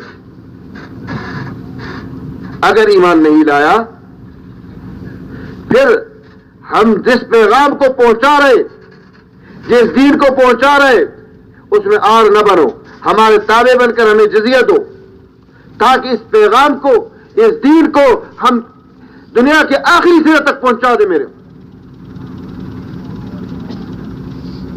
میں نے شروع میں عرض کیا، انبیاء علیہ الصلوۃ والسلام کا جو مقصد تھا ایک انسانیت کے دلوں پر محنت کرنا، اور آپ صلی اللہ علیہ وسلم نے صحابہ پر ایسے محنت کیا کہ ہر صحابی کا یہ مقصد بن گیا تھا کہ اللہ کا دین پورے کائنات میں پہنچ جائے، میرے سے مال جائے، جان جائے، عزتیں جائے، کچھ بھی نہیں چاہیے۔ اب ربیعہ بن عامر رضی اللہ تعالی کا 3 دن کا موقع دیتے ہیں، اگر 3 دن میں تم نے سوچ کر کے ایمان لایا تو تمہارا کوئی چیز ہمیں نہیں چاہیے، ہم تمہارا ملک سے واپس چلے جائیں گے۔ اگر ایمان نہیں لایا تو پھر ہم ایسا کریں گے، آپ ہمیں تابع بن جاؤ اور ہمیں جزیہ دے دو، ہم اللہ کے پیغام کو آگے پہنچا دیں۔ جزیہ کا یہ مطلب ہوتا تھا کیونکہ صحابہ رضی اللہ تعالی مجمعین کے زندگی میں دین تھا، اور دین ماحول سے آتا ہے تاکہ وہ ہماری زندگی کو دیکھ کر کے وہ اسلام قبول کرے۔ ایک کافر کو، یہ ماحول کی میں بات کر رہا، بڑا مسلمانوں پر ظلم کرتا تھا، مسلمانوں نے پکڑ لیا، لا کر کے آپ صلی اللہ علیہ وسلم کی خدمت میں حاضر کیا۔ آپ صلی اللہ علیہ وسلم نے فرمایا اسلام کو قبول کرو۔ انہوں نے کہا نہیں جی، اگر آپ مجھے قتل کریں گے تو کسی خون والے کو قتل کریں گے، اشارہ تھا کہ میرا قوم بدلہ لے لے گا، اگر آپ مجھے چھوڑ دے گا تو میں آپ کسی عظیم انسان پر احسان کر کے چھوڑ دے گا، یعنی تمہارا احسان کو بھی میں نہیں بھولوں گا۔ آپ صلی اللہ علیہ وسلم نے کچھ نہیں فرمایا، انہوں نے کہا ستون کے ساتھ باندھ دو، ستون کے ساتھ باندھا۔ 24 گھنٹے کے بعد دوبارہ آپ صلی اللہ علیہ وسلم نے یہی سوال کیا اور انہوں نے یہی جواب دیا۔ تیسرے دن آپ صلی اللہ علیہ وسلم نے یہی سوال کیا، انہوں نے یہی جواب دیا۔ تیسرے دن آپ صلی اللہ علیہ وسلم نے فرمایا اس کو چھوڑ دو، چھوڑ دیا۔ تھوڑی دیر کے بعد وہ غسل کر کے اور کپڑے پہن کر کے آ کر کے آپ صلی اللہ علیہ وسلم کی خدمت میں اشہد ان لا الہ الا اللہ و اشہد انک محمد الرسول اللہ، کہ میں گواہی دیتا ہوں اللہ کے علاوہ کوئی عبادت کے لائق نہیں ہے اور آپ محمد صلی اللہ علیہ وسلم اللہ کے رسول ہے۔ ایک کلمہ پڑھ کر مسلمان ہو گیا۔ حضور صلی اللہ علیہ وسلم نے فرمایا بتاؤ کہ 3 دن تک تو باندھے ہوئے تھے، ہم اسلام کو پیش کیا، آپ نے قبول نہیں کیا۔ انہوں نے کہا اللہ کے رسول، جس دن میں مسجد میں آیا ہوں تو یہ اعمال کو دیکھ کر کے میرے دل نے گواہی دیا یہ حق ہے دین، میں اس وقت دل میں مسلمان ہو گیا تھا، لیکن میں یہ نہیں چاہ رہا تھا کہ میں زبردستی کی حالت میں اسلام کو قبول کروں، میں چاہ رہا تھا آپ مجھے چھوڑ دیں تاکہ میں اپنے اسلام کو ظاہر کروں۔ تو صحابہ رضی اللہ تعالی مجمعین کی زندگی میں اسلام تھا، اس کو دکھاتے تھے کہ اس طرح اسلام ہے اور یہ چیزیں اسلام میں ہے، اس پر ہم نے قبول کیا تم بھی قبول کرو، اور یہ انعامات ہمیں ملے تمہیں بھی ملیں گے، کیونکہ اللہ کے خزانہ ایسے نہیں ہے کہ کسی کو دے دے کسی کو نہ دے دے، اور کم ہو یا زیادہ ہو۔ اور تیسری چیز ربیعہ بن عامر رضی اللہ تعالی نے فرمایا اگر یہ نہیں مانے گا تو اپنا ٹوٹا ہوا تلوار کو رستم کی طرف ایسا کیا، پھر ہمارے اور تمہارے درمیان یہ فیصلہ کرے گا۔ تو میرے عزیز محترم دوستوں بزرگوں، ایمان کو ایمان کی جگہ پر رکھا جائے اور ایمان کو پھر استعمال کیا جائے، اعمال کے ذریعے سے اللہ کے غیبی خزانوں سے استعمال کیا جائے۔ ایک صحابی کے بارے میں آتا ہے، جب انہوں نے زمین کو لے لی تو اپنے غلام کو کہا چلو اس زمین کے پاس۔ جب زمین کے پاس گیا وہاں کوئی پانی نہیں، کوئی آبادی نہیں، کہا مصلی بچھاؤ، مصلی بچھایا، نفل پڑھتے رہے، دعا کرتے رہے، اور اپنے غلام سے کہا دیکھو کہ کوئی بادل نظر آتا ہے، یعنی اتنا یقین عمل کر کے اللہ کے خزانوں سے لینا، جب تک نہیں یہ دیا لینا ہے اسی کے خزانوں سے لینا ہے، اور کہاں سے لینا ہے۔ تو غلام نے آ کر کہا کہ حضرت پرندے کے پر کے برابر ایک بادل کا ٹکڑا نظر آ رہا ہے، پہلے صاف مطلب کوئی بادل نہیں تھا، اتنا نظر آ رہا ہے. انہوں نے کہا پھر وہ نماز پڑھتے رہے دیکھتے رہے، وہ بادل آ گیا اور پورا کیا نام ہے پھیل گیا اور برسا بادل. اس صحابی نے کہا جا کر دیکھو جہاں تک ہماری زمین ہے وہاں تک برسا ہے، آگے تک برسا ہے. جا کر دیکھا تو جہاں تک ان کی زمین ہے وہاں تک برسا ہے. 3 آدمی جا رہے تھے غار میں، بارش آ گیا، تینوں غار میں پہنچ گئے اور اوپر سے بڑا چٹان آ کر کے اس غار کے منہ پر آیا. اس کیفیت میں آیا کہ وہ نکل نہیں سکتے. اب ظاہری اسباب ختم ہو گئے نا، موت کے سوا کچھ نہیں ہے. اب ان میں سے ہر ایک نے کہا کہ جو اللہ کے لیے عمل کیا ہے اس عمل کے ذریعے سے اللہ کو پکارو. ایک نے کہا، ایک مزدور تھا میرا، اس نے مزدوری لینے آیا، اس میں میرے اور اس کی کچھ ناراضگی ہو گئے، اپنے مزدوری چھوڑ کر کے وہ ناراض ہو کر چلا گیا. میں اس کی مزدوری کو سنبھالا، مال مویشی لے لیا اور اللہ نے اس کو کیسے بڑھایا کہ کافی مدت کے بعد آیا. میں اس کے مزدوری کو الگ رکھا.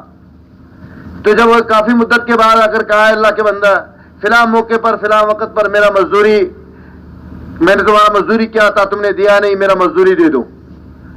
تو میں نے اس سے کہا کہ جو یہ خزانہ دیکھ، یہ جو مال مویشی دیکھ رہے ہیں یہ سارے تمہارے لے جاؤ.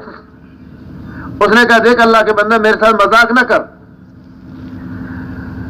2-3 دفعہ کے بعد میں نے سنجیدگی سے کہا کہ جی یہ واقعی تمہارے، آپ لے جاؤ. اور وہ سارا مال لے کر کے چلا گیا. اے اللہ میں نے تیرے لیے یہ کیا ہے. تو وہ چٹان اپنی جگہ سے ہل گیا، لیکن اتنا نہیں ہلا کہ یہ تینوں نکل سکے. پھر دوسرے نے کہا کہ میرے چچا لڑکی تھی، کسی موقع پر وہ مجبور ہو کر کے میرے پاس آئی، میں نے غلط کام پر ان کو ورغلایا، وہ مجبوری میں ہاں بھری. تو جب موقع میں نے پا لیا اور ان کو وہ خرچہ وغیرہ دے دیا، جب اس نے کہا، یہ آواز دی اس لڑکی نے کہ دیکھ اللہ کے اس مور کو حق کے بغیر نہ توڑ. اے اللہ میں تیرے ڈر سے اس کو چھوڑ دیا، یہ کام میں نے تیرے لیے کیا ہے تو ہمارے اس مصیبت سے ہمیں نجات دے دے. اور وہ چٹان اور کھسکا، لیکن اتنا نہیں ہو کہ نکل جائے. تیسرے نے کہا یا اللہ میرے والدین تھے بوڑھے ضعیف، میں بکریاں چراتا تھا، میں بکریاں واپس لا کر کے سب سے پہلے میں اپنے والدین کو لے جا کر دودھ نکال کر کے دیتا، اس کے بعد اپنے بچوں کو دے دیتا. ایک دن مجھے دیر ہو گیا تو میرے والدین سو گئے اور میں دودھ لے کر کے ساری رات میں کھڑا رہا کہ کب والدین اٹھے اور میں ان کو دوں. اور بھوک سے میرے بچے میرے پاؤں میں روتے رہے، میں ان کو نہیں دیا کہ پہلے والدین کو دوں گا.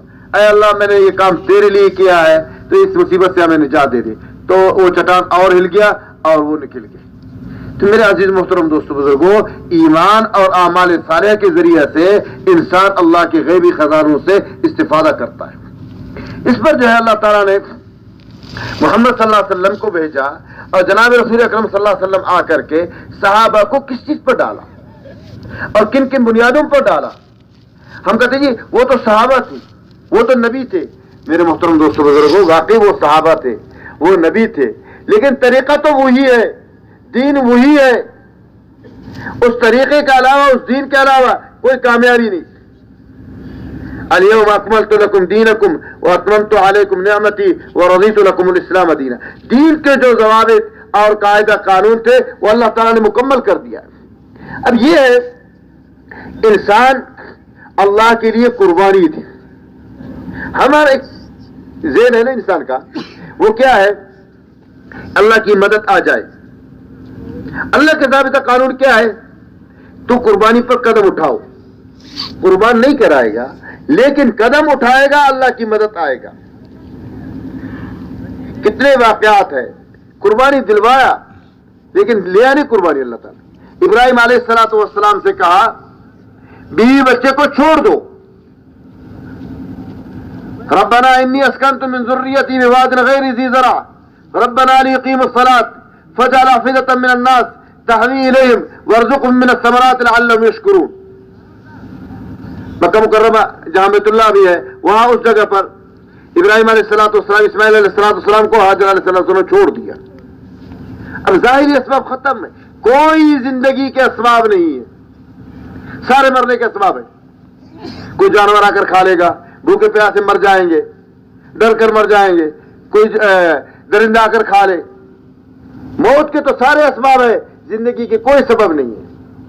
اب حاجر علیہ السلام کی یقین کو دیکھو، اسی کو کہتے ہیں یقین اور ایمان، کہ اللہ اور اس کے رسول کے مقابلے میں ہمارا اپنا عقل ختم ہو جائے. جہاں انسان کی عقل ہے نا جی، عقل جہاں ختم ہو جاتا ہے، اللہ اس سے آگے شروع ہو جاتا ہے. اس لیے جو عقل سے سوچے گا اس کی سمجھ میں نہیں آئے گا. وہ تو عقل تو ظاہر کا فیصلہ کرتا ہے. تو جب دیکھا ابراہیم علیہ السلام تو جا رہے، تھوڑا سا جو ہے مشکیزے میں پانی اور کھجورے چھوڑ کر کے جا رہے، بولنے کی بھی اجازت نہیں، ترغیب دینے کی اجازت نہیں. تو 2-3 دفعہ جب آواز دی اما حاجرہ علیہ السلام نے کہ کس لیے یہاں چھوڑ رہے، بعد میں خیال آئی یہ یہاں میں چھوڑ رہے شاید اللہ کا حکم ہو. اما حاجرہ علیہ السلام آواز دی اللہ امرک، کیا اللہ تعالیٰ نے حکم دے دیا اس بات کا؟ تو ابراہیم علیہ السلام نے سر ہلایا کہ ہاں اللہ نے حکم دیا ہے. اب دیکھو ان کی ایمان فوراً کے کیا کہنے لگی، اذن لا یضیعونا، پھر تو وہ ذات ہمیں ضائع نہیں کریں گی. اللہ نے ضائع نہیں کیا. اور وہ قربانیاں پھر اسماعیل علیہ السلام جب ابراہیم علیہ السلام نے اپنے بیٹے سے کہا انی رأیت فی المنام انی اذبحک فانظر ماذا تری، اے بیٹا میں دیکھتا ہوں کہ تجھے میں ذبح کر رہا ہوں، کیا خیال ہے؟ اب وہ بیٹے کے ایمان دیکھو، ففعل ما تؤمر، جو اللہ نے حکم دے دیا ہے کر گزر دے، انشاءاللہ من الصابرین، آپ مجھے تو صابرین میں پایا جائے گا.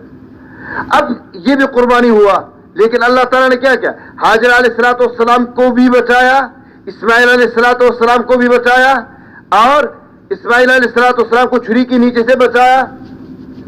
یہ قربانیاں ہو. اب سب کچھ کے بعد جب ہو گیا، اللہ تعالیٰ نے اتنے قبولیت دے دیا کہ ان کے سنتیں قیامت تک کے لیے جاری کر دی. ہاں قد صدقت الرؤیا انا كذلك نجزي المحسنین، اللہ نے اعلان کر کے بتایا جو ابراہیم علیہ السلام نے دیکھا اس نے سچ کر دیا. تو میرے محترم دوستوں بزرگوں، قربانی کے بنیادوں پر ہم کھڑے ہو جائیں اور دنیا کے اسباب وسائل کو نہ دیکھیں، اور صحابہ رضی اللہ تعالی مجمعین کے زندگی واقعات کو دیکھ لیں. اس دین کو ہم رواجی نہ بنائیں. جن اصول اور ضوابط پر صحابہ نے اس دین کو اٹھایا، جسے میں نے کہہ رہا کہ گولی کو وہاں رکھو، اس دین کو ایمان کی جگہ پر رکھو. کوئی بال برابر بھی کچھ نہیں کر سکتا. لیکن مسئلہ یہ ہے کہ ہم کہتے ہیں کہ جی پہلے اللہ کی مدد آ جائے پھر میں یہ کروں گا. اللہ کے اصول یہ ہے کہ پہلے آپ قدم اٹھاؤ. وَنَهَا النَّفْسَ عَنِ الْهَوَىٰ فَإِنَّ الْجَنَّةَ هِيَ الْمَأْوَىٰ، پہلے نفس پر قدم رکھو، یعنی خواہشات کو چھوڑ دو. آج کل ہم خواہشات کے جال میں پھنسے ہوئے ہیں.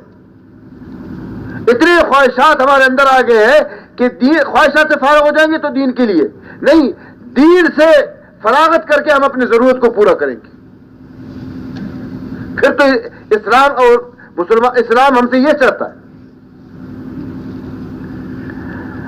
اور جب ہم یہ کہیں جی خواہشات کا زندگی گزار کر کے پھر دین پر ہم چلیں گے تو خواہشات مقدم ہوں گے، دین مؤخر ہوگا. اس دین پر اللہ کی مددیں نہیں آئیں گی. ہاں، اس دین پر اللہ کی مدد آئیں گے جو محمد صلی اللہ علیہ وسلم نے صحابہ کو دیا. کسی صحابی نے اپنے حال کو نہیں دیکھا کس وقت کیا حال ہے، قدم اٹھایا اللہ کی مدد آئی. اور اتنا دیکھو اللہ نے ان کی محنت کو قبول کیا کہ قرآن میں اعلان کیا ان کے راضی ہونے کا کہ میں ان سے راضی ہو گیا، ان کے اعمال قبول ہو گئے. اس کے باوجود بھی وہ اپنے اعمال میں اپنے آپ کو متہم سمجھتے تھے. ہم تو کچھ نہیں کرتے ہیں اور اپنے آپ کو کیا دعویٰ کرتے ہیں. ہاں سب کچھ کے بعد کہ اللہ کے یہاں ہمارا کیا فیصلہ ہوگا. میرے محترم دوستوں بزرگوں، یہ بھی تصور ہونی چاہیے کہ زندگی کا ہر مرحلہ کا ہر لمحہ کا حساب ہوگا. کیا میں حساب دے سکتا ہوں یا نہیں دے سکتا ہوں؟ آج ہم کہتے ہیں یہ وقت گزار رہے، جو کچھ انسان کیا اس کا اعمال سامنے آ جائے گا، اور یا جنت کا فیصلہ ہوگا یا جہنم کا فیصلہ ہوگا. اور جنت میں اللہ تعالیٰ وہ انعامات اور نعمتیں دے دیں گے جس کا انسان تصور نہیں کر سکتا ہے. ہم کہتے ہیں کہ جنت نہیں، بڑی نعمتیں ہوں گے. اعددت لعبادی الصالحین ما لا عین رأت ولا اذن سمعت ولا خطر علی قلب بشر.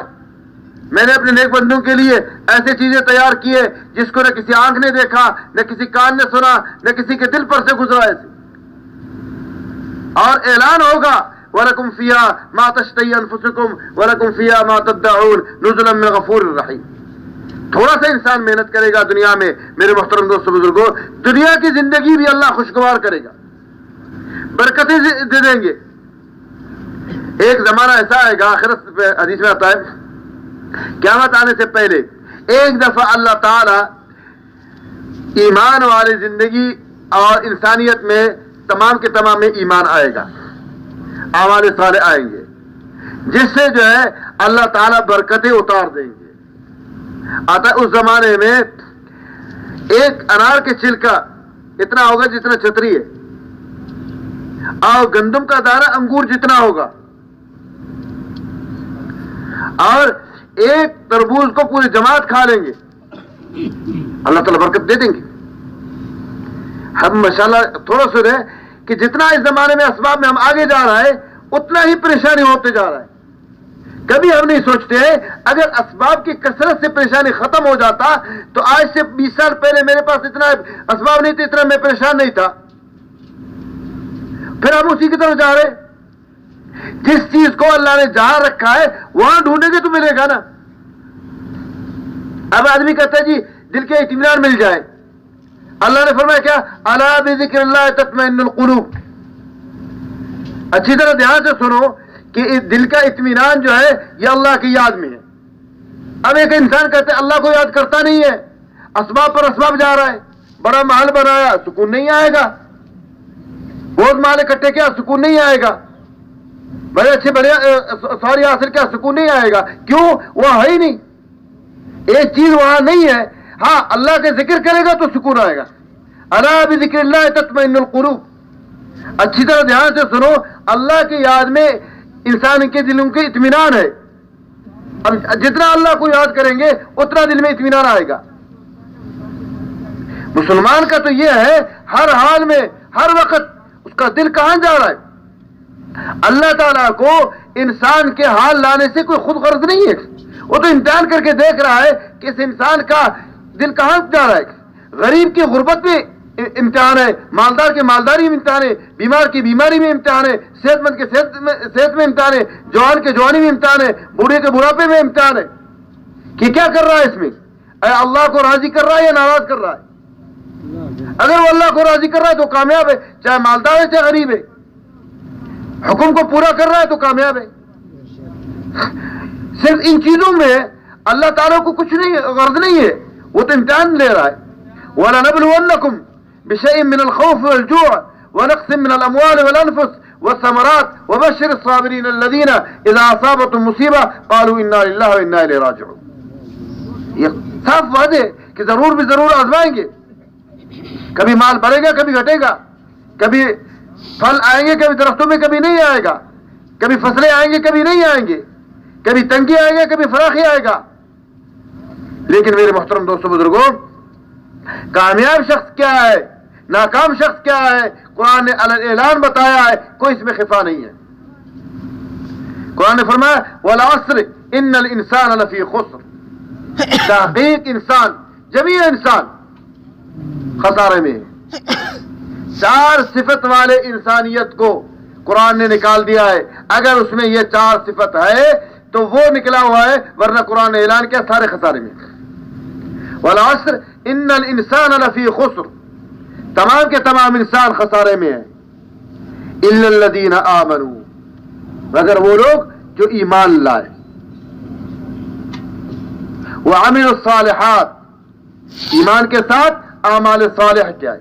دوسرا صفت وتواصوا بالحق، لوگوں کو خیر کی طرف بلایا. وتواصوا بالصبر، اور اس پر جو حالات آئے اس سے صبر کیا. صبر بڑی نعمت ہے. حضرت ایوب علیہ السلام کا واقعہ لکھا ہے جی کتابوں میں. اللہ تعالیٰ نے آزمایا، 70 سال کی زندگی تک ہر قسم کی نعمتیں دی. 70 سال تک ہر قسم کی نعمتیں، بیویاں، بچے، مال، دولت. اللہ کی طرف سے آزمائش آ گیا. بعضوں نے 18 سال لکھا ہے، بعضوں نے جو ہے مختلف لکھا ہے کہ وہ بیمار رہے، بعضوں نے 7 سال لکھا ہے. غرض ہے کہ وہ بیمار ہو گئے، ایسی بیماری کہ بدن گلنا شروع ہو گیا، بدن میں کیڑا آ گیا. اولاد بھی مر گئے یا چھوڑ گئے، بیویاں بھی چھوڑ گئی. ایک بیوی ساتھ رہی، اور قوم قبیلہ نے بستی سے نکال کر کوڑے کرپٹ پر ڈال دیا. اب نبی کی جو عزم ہوتا ہے بہت اونچا ہوتا ہے. ایک دفعہ ان کے اہلیہ نے کہا اس حال تک پہنچ گیا، اللہ سے دعا تو کرو، اللہ سے دعا کرو اللہ آپ کو صحت دے. اپنے اہلیہ سے کہنے لگی شرم آ رہا ہے، جس ذات نے مجھے 70 سال تک کھلایا پلایا اور مجھ سے پوچھا نہیں، آج مجھے تھوڑا آزمائش آ رہا ہے اور میں مانگوں گا، ہو سکتا ہے کہ بے صبری ہو گیا. یہ ہے ہوتے ہوتے جب کیڑے زبان تک پہنچ گئے، دل اور زبان محفوظ تھا پہلے، اور ان دونوں سے وہ اللہ کو یاد کرتا. اللہ اتنا کریم ذات ہے، ہر بندے کے ساتھ اللہ کا تعلق ہے. تو جب زبان کے قریب پہنچ گئے، اب انہوں نے ہاتھ اٹھایا، اللہ، اب جس زبان سے میں تیرا نام لے رہا تھا اب وہ مشکل ہو گیا. اللہ نے فاستجبنا له ونجيناه من الغم وكذلك ننجي المؤمنين. جب ہاتھ اٹھایا اللہ نے فرمایا کہ ہم نے ان کو صحت دے دی. جبریل علیہ السلام کو فوراً بھیج دیا اور وہاں پر مارا، چشمہ پھوٹا اور نہا لیا، اور جنت سے ایک لباس آ گیا، جنت سے لباس آیا اور جوان ہو گیا. ایک طرف بیٹھ گئے. تھوڑی دیر کے بعد بیوی آئی، اوہو ایوب علیہ السلام ہے ہی نہیں، ہاں تو پہچانا نہیں. ان سے پوچھا یہاں ایک میرا خاوند بیمار تھا. ایوب علیہ السلام نے کہا وہ میں ہی ہوں. انہوں نے نہیں میرے ساتھ مذاق نہ کرو، ان کو شاید کسی جانور نے کھا لیا کیا ہو تو اٹھ نہیں سکتا تھا. انہیں کس سے سنایا، اس سے اللہ تعالیٰ سے میں نے دعا کی اور اللہ تعالیٰ نے تو اللہ نے پھر مال بھی واپس کر دیا، اور اللہ تعالیٰ نے بیٹی بھی دے دی، بیویاں دے دی، سب کچھ دے دی. آزمائش آتا ہے میرے محترم دوستوں بزرگوں، اس کے بعد اللہ تعالیٰ کی رحمتیں آتی. انبیاء علیہ الصلوۃ والسلام اتنا بڑا عزم ہوتا ہے، اور چاہت ان کی کیا ہے، انسانیت پر محنت کرنا. اس لیے میرے محترم دوستوں بزرگوں گزارش ہے ہم لوگوں کا یہ نکلنا کچھ نہ چاہے، صرف اللہ کو چاہے. میرے تو چاہت اللہ ہے. جیسے اس صحابی کے بارے میں آتا ہے، کیا ہوگا، ایک جان ہے یار، ہم تھوڑا سوچتے نہیں، اگر یہ جان اللہ کے لیے جائے گا کیا ہوگا. سب سے زیادہ ہم جان کو عزیز رکھتے ہیں نا. ایک جماعت کو کافروں نے پکڑ لیا تو امیر کو کہا کہ تم ایمان سے ہٹ جاؤ، ہم تمہیں چھوڑ دیں گے، جماعت کو بھی پورا چھوڑ دیں گے، تمہیں بھی چھوڑیں گے. یا نعوذ باللہ محمد صلی اللہ علیہ وسلم کی گستاخانہ الفاظ کو. انہوں نے کہا اے کمبختو، اتنا بھی نہیں کہ محمد صلی اللہ علیہ وسلم جہاں بیٹھے ہوئے ہیں وہاں محمد صلی اللہ علیہ وسلم کے بدن اطہر پر کانٹا چبھے، مجھے یہ برداشت نہیں ہے کہ جائے کہ میں جو ہے محمد صلی اللہ علیہ وسلم کے بارے میں یہ کہوں. تو انہوں نے کہا اچھا. بڑے کڑائی میں تیل ابال دیا اور ایک جماعت کے ایک ساتھی کو اٹھایا اور اس میں ڈال دیا. دیکھا بن گیا بالکل. تو یہ انہوں نے کہا دو ورنہ تمہارا یہ حال ہوگا. یہ رونے لگے. تو انہوں نے کہا شاید ان کا دل نرم ہو گیا. لے گئے بادشاہ کے پاس. تو بادشاہ نے کہا رونے کی کیا بات ہے, ہم تو پہلے سے کہہ رہے تھے آپ ایمان سے منحرف ہو جاؤ اور ہم تمہیں چھوڑ دیں گے, جماعت بھی چھوڑ دیں گے, اتنے اتنے مال بھی دے دیں گے. انہوں نے کہا کہ مختوم میں اس پر نہیں رو رہا ہوں, میں اس پر رو رہا ہوں کہ میرا ایک ہی جان تو ہے, ڈال دو گے اللہ کے لیے قربان ہوگا. کاش کہ میرے بدن پر جتنے بال ہیں میرے جان اتنے ہوتے, ایک ایک کر کے میں اللہ کے لیے دیتا. میرا یہ تمنا ہے, میں اس کے لیے رو رہا ہوں. ہاں اللہ کے لیے جان دینا, مال دینا ہمیں آیا نہیں. اللہ کے ساتھ تعلق ہو پھر وہ جو لذتیں آتی. ہم نے تو غیر اللہ کے ساتھ دل باندھ کر کے نا اپنا زندگی گزار رہا ہے. اللہ کے ساتھ جب دل لگ جاتا ہے میرے محترم دوستوں بزرگوں, پھر اللہ تعالیٰ کے انسان کو کہیں سے کہیں تک پہنچا دیتا ہے. ایک جان کیا چیز ہے. اس لیے میرے عزیز دوستوں بزرگوں, اللہ کے راستے میں نکل کر کے نبیوں کی محنت کو سیکھنا, محمد صلی اللہ علیہ وسلم کی محنت کو سیکھنا, آپ صلی اللہ علیہ وسلم نے آ کر کے انسانیت پر کیسے خیرخواہی کی, کیسے غمخواری کی, اور کیسے انسانیت کو ڈالا, اور انسانیت کے لیے کیا چاہا. آیا ہمارا چاہت وہ ہے جو محمد صلی اللہ علیہ وسلم کا ہے, یا ہم کچھ اور چاہ رہے, یا باقی انبیاء علیہ السلام کی چاہت کیا ہے انسانیت کے بارے میں. نوح علیہ السلام کے بارے میں 950 سال محنت کی. قال رب انی دعوت قومی لیلا ونہارا فلم یزدہم دعائی الا فرارا وإني كلما دعوتهم لتغفر لهم جعلوا أصابعهم في آذانهم واستغشوا ثيابهم وأصروا واستكبروا استكبارا ثم إني دعوتهم جهارا ثم إني أعلنت لهم وأسررت لهم إسرارا. اے میرے رب اتنا میں نے محنت کی, حتیٰ کیا آتا ہے کہ یہ امید ہوتا کہ یہ بچے آ کر کے ان کے ایمان لائیں گے. 950 سال بڑا وقت ہے. تو وہ اپنے بچوں کو کہہ دیتے کہ یہ بوڑھے کے بعد نہ سننا, وہ بڑے ہو کر مخالفت کرتے تھے. پھر ہاتھ اٹھا کر کے دعا کیا, رب لا تذر علی الارض من الکافرین دیارا انک ان تذرهم یضلوا عبادک ولا یلدوا الا فاجرا کفارا. میرے عزیز دوستو بزرگوں, ہم اپنے چاہت کو, اپنے دل کے رخ کو بدل دیں, اللہ کے لیے کرنا ہمیں آ جائے. من ترک للہ شیئا عوضہ اللہ خیرا منہ, جو اللہ کے لیے کوئی چیز چھوڑے گا اللہ اس سے بہتر اس کو دے دے گا. ہم چھوڑ کر تو دیکھیں, ہم کہتے ہیں چھوڑے نہیں اور سب کچھ مل جائے, یہ خیال استو مارستو جنون, مشکل ہے. حضرت ابراہیم بن آدم رحمت اللہ علیہ بڑے اللہ والے بھی تھے اور بادشاہ بھی تھا. ایک دفعہ مناجات کر رہا تھا, اللہ سے دعائیں کر رہا تھا, تو بنگلہ کے اوپر در در کی آواز آئی. اس نے کہا یہ کیا, چوکیدار کو بھیجا کہ جی 2 آدمی پھر رہے. پوچھو کیا کر رہے, کہتے اپنا اونٹ ہم ڈھونڈ رہے. کو بلا کر لایا, کیا بات ہے, کہتے جی ہمارے اونٹ گم ہو گیا تھا ہم ڈھونڈ رہے. تو نے کہا اللہ کے بندو, اونٹ بادشاہ کے محل کے اوپر, تو فرشتہ تھے. انہوں نے کہا بادشاہ سلامت, جب اونٹ جو ہے بادشاہ کے محل کے اوپر نہیں ملتا تو اللہ بھی پھر اس محل میں مشکل ہے. وہ سمجھ گیا کہ فرشتہ ہے مجھے ہے. صبح ہو گیا, اللہ والا آدمی تھا, اسے اپنے پورا حکومت کو بلایا. انہوں نے کہا بھائی یہ اپنا حکومت لے لو, آج کے بعد اپنا کوئی بادشاہ بناؤ, میں اللہ کرنے جا رہا ہوں. یہ کہہ کر کے وہ چلے گئے, سمندر کے کنارے پر بیٹھ گیا, اللہ شروع کیا. دور سے پہلے سے ایک اللہ والا آدمی تھا, وہ اللہ کر رہا تھا. تو تھوڑی دیر کے بعد آسمان سے کھانا اترا, اس کے لیے دال اس طرح کا اس کے موافق کھانا آیا, اس نے کھا لیا روزانہ کے حساب سے. کچھ دیر گزرنے کے بعد جنت سے ہر قسم کے کھانا اترا اور ہر کسی کے میوے اترے. انہوں نے بھی کھانا کھایا اور دسترخوان اٹھ گیا. تو وہ جو پہلے والا بزرگ تھا وہ اللہ سے دعا کیا, یا اللہ یہ تو آج آیا ہے, اس کے لیے یہ کچھ اتار دیا, میں تو سالوں سال یہاں بیٹھا ہوں. تو غیب سے آواز ہے, میرے بندہ تو میرے لیے جو کچھ چھوڑ کر آیا اس سے میں تجھے بہتر دے رہا ہوں. اس نے تو میرے لیے اپنا بادشاہ کو چھوڑ کر کے آیا, میں تو قدردان ہوں. تو میرے عزیز دوستوں بزرگوں، اللہ کے لیے کچھ کر کے دکھائے، اللہ کو اپنا ساتھ لے لے،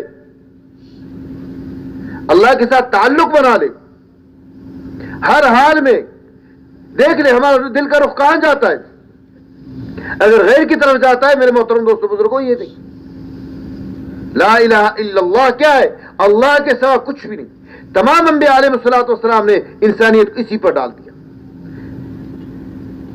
جس طاقت کے بھی مقابلے میں اس جملے کو بولو گے میرے محترم دوستوں بزرگوں، اس طاقت کا طاقت ختم ہو جائے گا۔ اللہ کے مقابلے میں کچھ نہیں۔ اور میں ایک بات عرض کروں، ہر انسان اللہ کے ساتھ تعلق بنا سکتا ہے، اور اللہ کا ہر ایک سے اللہ کو محبت ہے، لیکن بندہ قریب ہو کر تو دیکھے نا، ارادہ کرو، دل کا رخ بدل دو، دعائیں تو کرو، کیونکہ جب تک انسان چاہے گا نہیں نا ایک چیز کو، اللہ بھی نہیں دیتا ہے۔ انسان جب چاہتا ہے تو اللہ کی طرف سے رحمتیں نازل ہو جاتی ہیں۔ چاہنے سے انسان کی کم از کم انسان تو چاہے اس رخ پر جائے نا، اگر نہیں چاہے گا تو نہیں ہوگا۔ ایک چاہنے پر میں واقعہ کروں، یہ پہلے والی کتابوں میں لکھا ہے، ایک آدمی نے 99 قتل کیا تھا، لیکن دل میں یہ چاہا کہ میں بہت غلط کیا ہوں اور اللہ مجھے مغفرت کرے، میں اللہ کا بندہ بن جاؤں، توبہ کروں۔ تو کسی عابد کے پاس چلا گیا، انہوں نے کہا کہ جی میں نے اس طرح 90 آدمی قتل کیا ہے، کیا میرے لیے کوئی مغفرت کا کوئی راستہ ہے؟ اس نے کہا نہیں، کوئی مغفرت کا راستہ نہیں، ایک آدمی قتل کرے اس کے لیے جہنم ہے، اور تو نے تو 99 قتل کیا ہے۔ اس کو غصہ آیا، اس کو بھی قتل کیا، کہتے 100 پورا کرو۔ پھر جا کر کسی عالم کے پاس گیا، انہوں نے کہا نہیں جی، مرنے سے پہلے آپ کے لیے بڑا راستہ ہے، توبہ کرو، اور اتنا ہے کہ اس ماحول کو بدل دو۔ یہ بڑے بڑے واقعات لکھے ہیں، ماحول بدلنا۔ اگر جماعتوں میں نکلتے ہیں نا، سب سے بنیادی ایک مقصد یہ ہوتا ہے کہ ماحول بدل جائے۔ دیکھو نا، ہم دکان میں ہوتے ہیں، صبح سے شام تک دنیا کی باتیں کرتے ہیں، زمین میں ہوتے ہیں، صبح سے شام تک زمین کی باتیں کرتے ہیں، اور دفتر میں ہوتے ہیں، دنیا کی باتیں کرتے ہیں۔ ماحول بدل کر کے مسجد میں آ جائے، صبح سے شام تک اللہ اور اس کے رسول کی باتیں کرو، تاکہ دل میں یہ آ جائے، ان سے ہونا آ جائے۔ تو انہوں نے کہا جی توبہ کر کے اتنا ہے کوئی، یہ جس محلے میں تم رہ رہے اس محلے کو چھوڑ کر دوسرے محلے نیکوں کو محلے وہاں چلے جاؤ۔ اس نے تو پکا توبہ کیا اور ہجرت کر کے جا رہا تھا، تو راستے میں اس کو موت آیا۔ اللہ نے دیکھا کہ محبت کر کے اس کا چاہت پر اللہ نے مغفرت کا ان کا اسباب پیدا کیا۔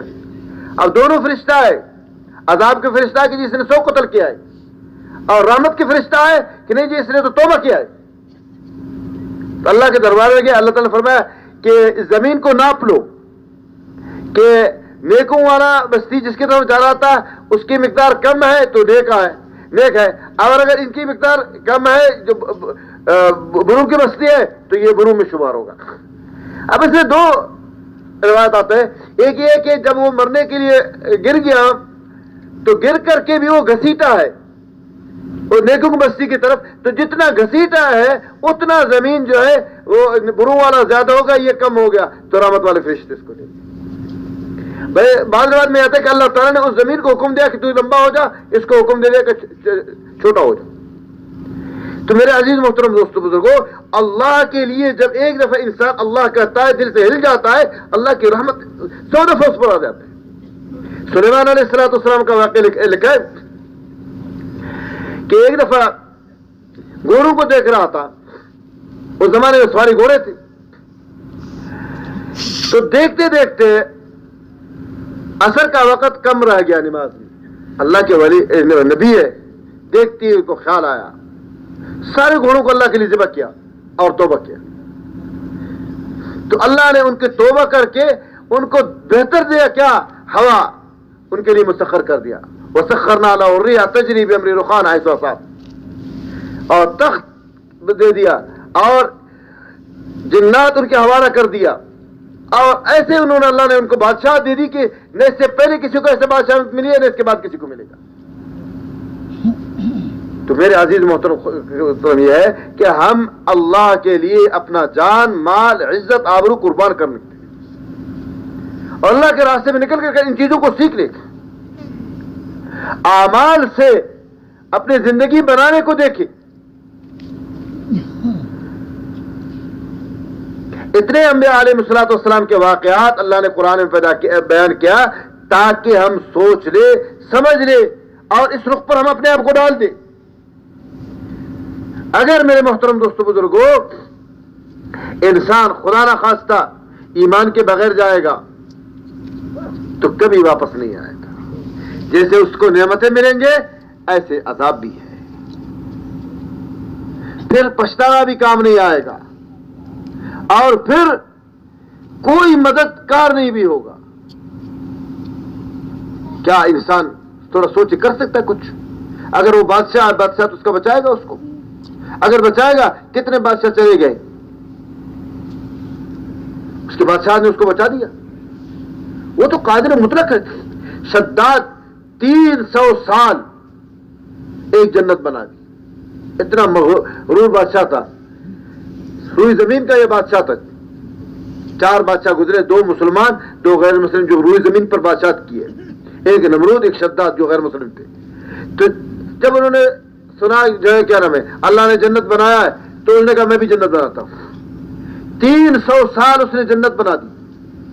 اب اس نے کیا کچھ بنایا ہوگا؟ جب کہنے والوں نے آ کر اس کو کہا کہ یہ حضرت جنت تیار ہو گیا، وہ دیکھو اس کو، تو جب جنت پر جانے دیکھنے کے لیے جا رہا تھا تو دروازے پر جو ہے ملک الموت آ کر کے وہی اس کا روح قبض کیا. بادشاہ نہیں چھینی، بادشاہ ہے، جنت بنایا، 300 سال اس پر لگا دیا، لیکن اللہ نے ارادہ نہیں کیا، نہیں دیکھ سکا اس کو. اسرائیل سے ایک دفعہ اللہ تعالیٰ نے فرمایا اسرائیل کیا تجھے کبھی کسی پر رحم آیا ہے؟ لوگوں کے مخلوقات کے روح قبض کرتا ہے، کسی پر رحم آیا ہے؟ اور کیا ہے بھائی تعالیٰ 2 دفعہ رحم آیا ہے. ایک دفعہ ایک کشتی سمندر پر جا رہا تھا اور کشتی بھنور میں آ کر کے اس کے تختہ لدغ ہو گئے اور ایک تخت پر ایک عورت رہ گئی اور اسی تخت پر اس نے بچہ جنا. جو ان بچہ جنا اور اس وقت آپ نے حکم دے دیا کہ اس کے روح قبض کرو، ماں کی روح کو قبض کرو. تو وہ بچہ اکیلا تخت پر، تازہ بچہ، ابھی پیدا ہوا بچہ اکیلا پانی میں نے چھوڑ دیا اس کا. اس بچے پر مجھے رحم آیا کہ بچے کا کیا ہوگا اب. اور دوسرا شداد نے جب 300 سال لگا کر اس نے جنت بنا دی اور جب جنت کو دیکھنے کے لیے جا رہا تھا تو دروازے پر حکم دے دیا آپ نے کہ اس کو موت دے دو. تو میں نے اس کا روح لے لیا، اس پر مجھے رحم آیا. تو اللہ تعالی نے فرمایا یہ بچہ وہ شداد ہے. ہاں تو وہ مالک ہے، کہاں سے اٹھایا، پانی کے موجود سے بچایا. نہ ماں ہے، نہ باپ ہے، نہ قوم ہے، نہ قبیلہ ہے، نہ مال ہے، نہ حکومت ہے، اور روئی زمین کا بادشاہ بنایا اس کو. تو میرے عزیز دوستو بزرگوں، اللہ کے لیے جان دینا. انبیاء علیہ الصلوۃ والسلام نے، صحابہ نے کیا سکھایا انسانیت کو؟ اللہ کے لیے جان دے. اس لیے میرے محترم دوستو بزرگوں، اپنے مال اسباب کو اگر ہم دیکھیں گے تو اللہ کے لیے ہمارے پاس وقت نہیں ہے. اللہ کے لیے وقت نکالے. اصل وقت ہمارا دین کے لیے وقت، اپنا ہم دنیا کے لیے ہم اپنا بچاؤ وقت لگا لے. اصل دین ہمارا وقت ہمارا دین کے لیے، پھر اللہ تعالیٰ چمکا دے گا. اس ایمان پر اللہ تعالیٰ دنیا کے اسباب بھی دیں گے اور اللہ تعالیٰ جانوروں کو بھی مسخر کر دیں گے. ہاں جب اللہ کی مرضی کے مطابق سرزمین پر فیصلے ہوتے ہیں اور انسان اللہ کی مرضی کے مطابق زندگی گزارتا ہے تو اللہ کی طرف سے جانور بھی اس کے تابع بن جاتے ہیں. حضرت عمر بن عبدالعزیز رحمۃ اللہ علیہ کا واقعہ آتا ہے. 250 سال انہوں نے حکومت کی، کوئی 100 سال نہیں. 2.5 سال انہوں نے حکومت کی، لیکن اتنا عدل انصاف کیا کہ ان کے حکومت میں بھیڑیاں بکریوں کو نہیں کھاتے تھے. ہاں صاحب واقعہ آتا ہے، ایک دفعہ ایک بھیڑیے نے بکری کو اٹھایا تو چروایا رونے لگا. تو لوگوں نے کہا کوئی بات نہیں, کیوں روتے ہو؟ اس نے کہا میں جو ہے بکری کے لیے نہیں رو رہا ہوں, امیر المومنین کا انتقال ہو گیا. بعد میں معلومات کیا, اس وقت ان کا انتقال ہو گیا تھا. اور اس سے پوچھا کیسے تجھے پتہ چلا؟ کہتے ان کے عدل کی وجہ سے بھیڑیوں کو ہمت نہیں ہوتا تھا کہ ہمارے بکریوں پر حملہ کرے. ہاں, ہمت نہیں ہوتا تھا. جب ان کا انتقال ہو گیا تو ان کو ہمت پڑ گیا.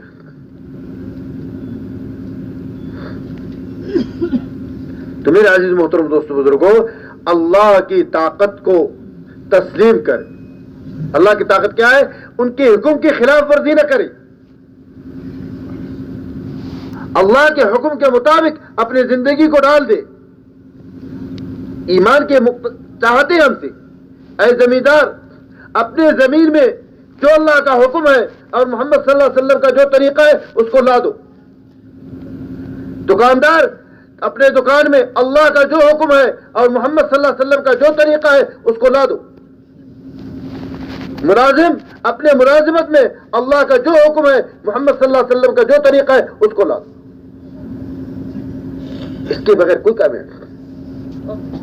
سر سے لے کر پاؤں تک, یا ایھا الذین آمنوا ادخلوا فی السلم کافہ. اسلام ہم سے پورے مطالبہ رکھتا ہے, پورے اسلام میں داخل ہو جاؤ. یہ نہیں ہے کچھ ہمارا مسلمان ہے کچھ ہم اپنی مرضی نہیں.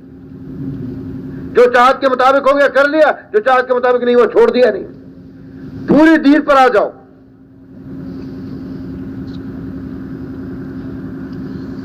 پھر اللہ تعالیٰ ہمتیں دیتے ہیں, حوصلے بھی دیتے ہیں. اب دیکھو یہ واقعات نہیں ہے, حقیقت ہے کہ جب آدمی اللہ کے لیے چیزیں چھوڑ کر جاتا ہے اس کا آگے نتیجہ کیا نکلتا ہے. ان کی وجہ سے اللہ تعالیٰ انسانیت کا رخ تبدیل کرتا ہے. ایک ہوتا ہے محنت کر کے, چیزوں پر محنت کر کے چیزوں کو قیمتی بنانا. ایک ہے انسان اپنے اوپر محنت کر کے اپنے آپ کو قیمتی بنانا. اب انسان جتنا محنت کرے گا لوہے پر تو لوہا قیمتی ہوگا, انسان قیمتی نہیں ہوگا. اب نبیوں نے آ کر کے انسانیت کو کیا سکھایا؟ انسان اپنے اوپر محنت کر تو قیمتی بنے گا. اب دیکھو نا, لوہے پر محنت کر کے 1 کلو لوہا مثال کے طور پر 100 روپے کا ہے. اگر کسی نے کوئی چیز اور بنا کر کے اس کو قیمتی بنایا تو 1000 روپے میں جائے گا. اور قیمتی چیز کر کے بنایا, جہاز بنا دیا, کروڑوں میں جا گیا. تو وہ جس انسان نے لوہے پر محنت کر کے جہاز بنایا, لوہا قیمتی ہو گیا, انسان قیمتی نہیں ہوا. سوچنے کی یہ بات ہے کہ کس چیز سے انسان قیمتی ہو جائے. حضرت عمر رضی اللہ تعالی نے فرمایا اعزنا اللہ بالاسلام, اللہ تعالیٰ نے اسلام کے ذریعے سے ہمیں عزتیں دی. تو انسان اسلام کے ذریعے سے اپنے اوپر محنت کرے گا تو انسان کہیں سے کہیں تک پہنچ جائے گا. حضرت عمر رضی اللہ تعالیٰ ایک آدمی ہے لیکن اپنے اوپر اتنا محنت کیا, ظاہری اسباب کے حساب سے تو کچھ بھی نہیں تھے ان کے پاس, لیکن اتنا محنت کیا کہ اس انسان کے چاہت کے مطابق اللہ تعالیٰ نے قرآن اتار دیا. کئی آیتیں. حضرت ابو بکر صدیق رضی اللہ تعالیٰ اپنے اوپر اتنا محنت کیا کہ اللہ کی طرف سے سلام آیا اور پورا جنت فرشتوں کا لباس تبدیل کیا گیا. حضرت علی رضی اللہ تعالیٰ نے اتنا محنت کیا کہ آپ صلی اللہ علیہ وسلم نے فرمایا کہ میرے گھر کے سامنے علی کا گھر ہوگا. یہ ہے انسان خود قیمتی ہوگی. باقی چیزوں پر محنت کرنے سے یہ ہمیں غلط فہمی ہے, چیزیں قیمتی بنیں گے, انسان قیمتی نہیں بنے گا.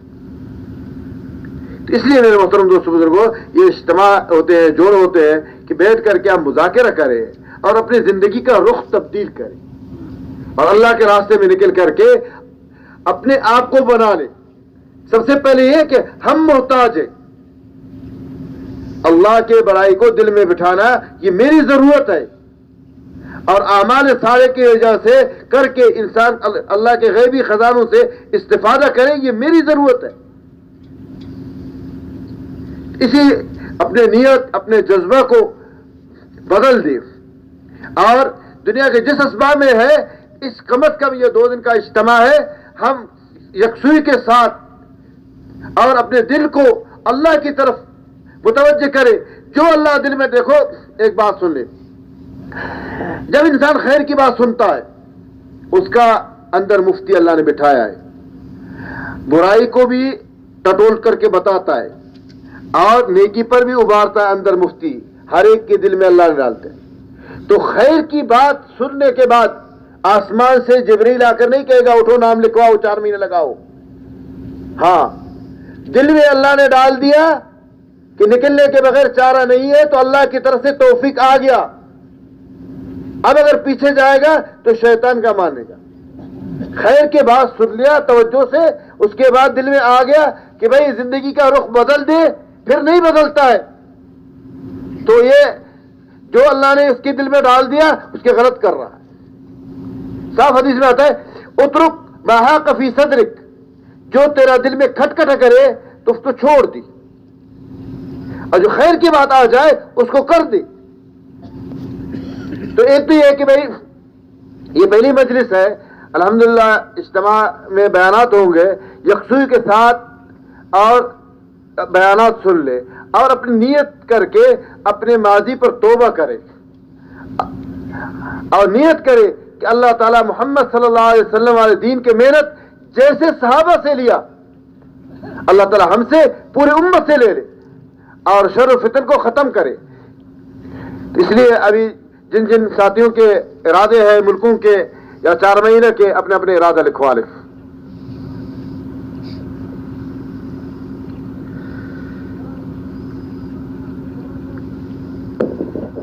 فرما لے جی، ارادہ فرما لے، ہمت حوصلے کے ساتھ فرما لے. نام پیش کرے ماشاء علاقہ وار، جماعت وار، مسجد وار، ہاں اپنی جماعتوں کا نام لکھوا لے.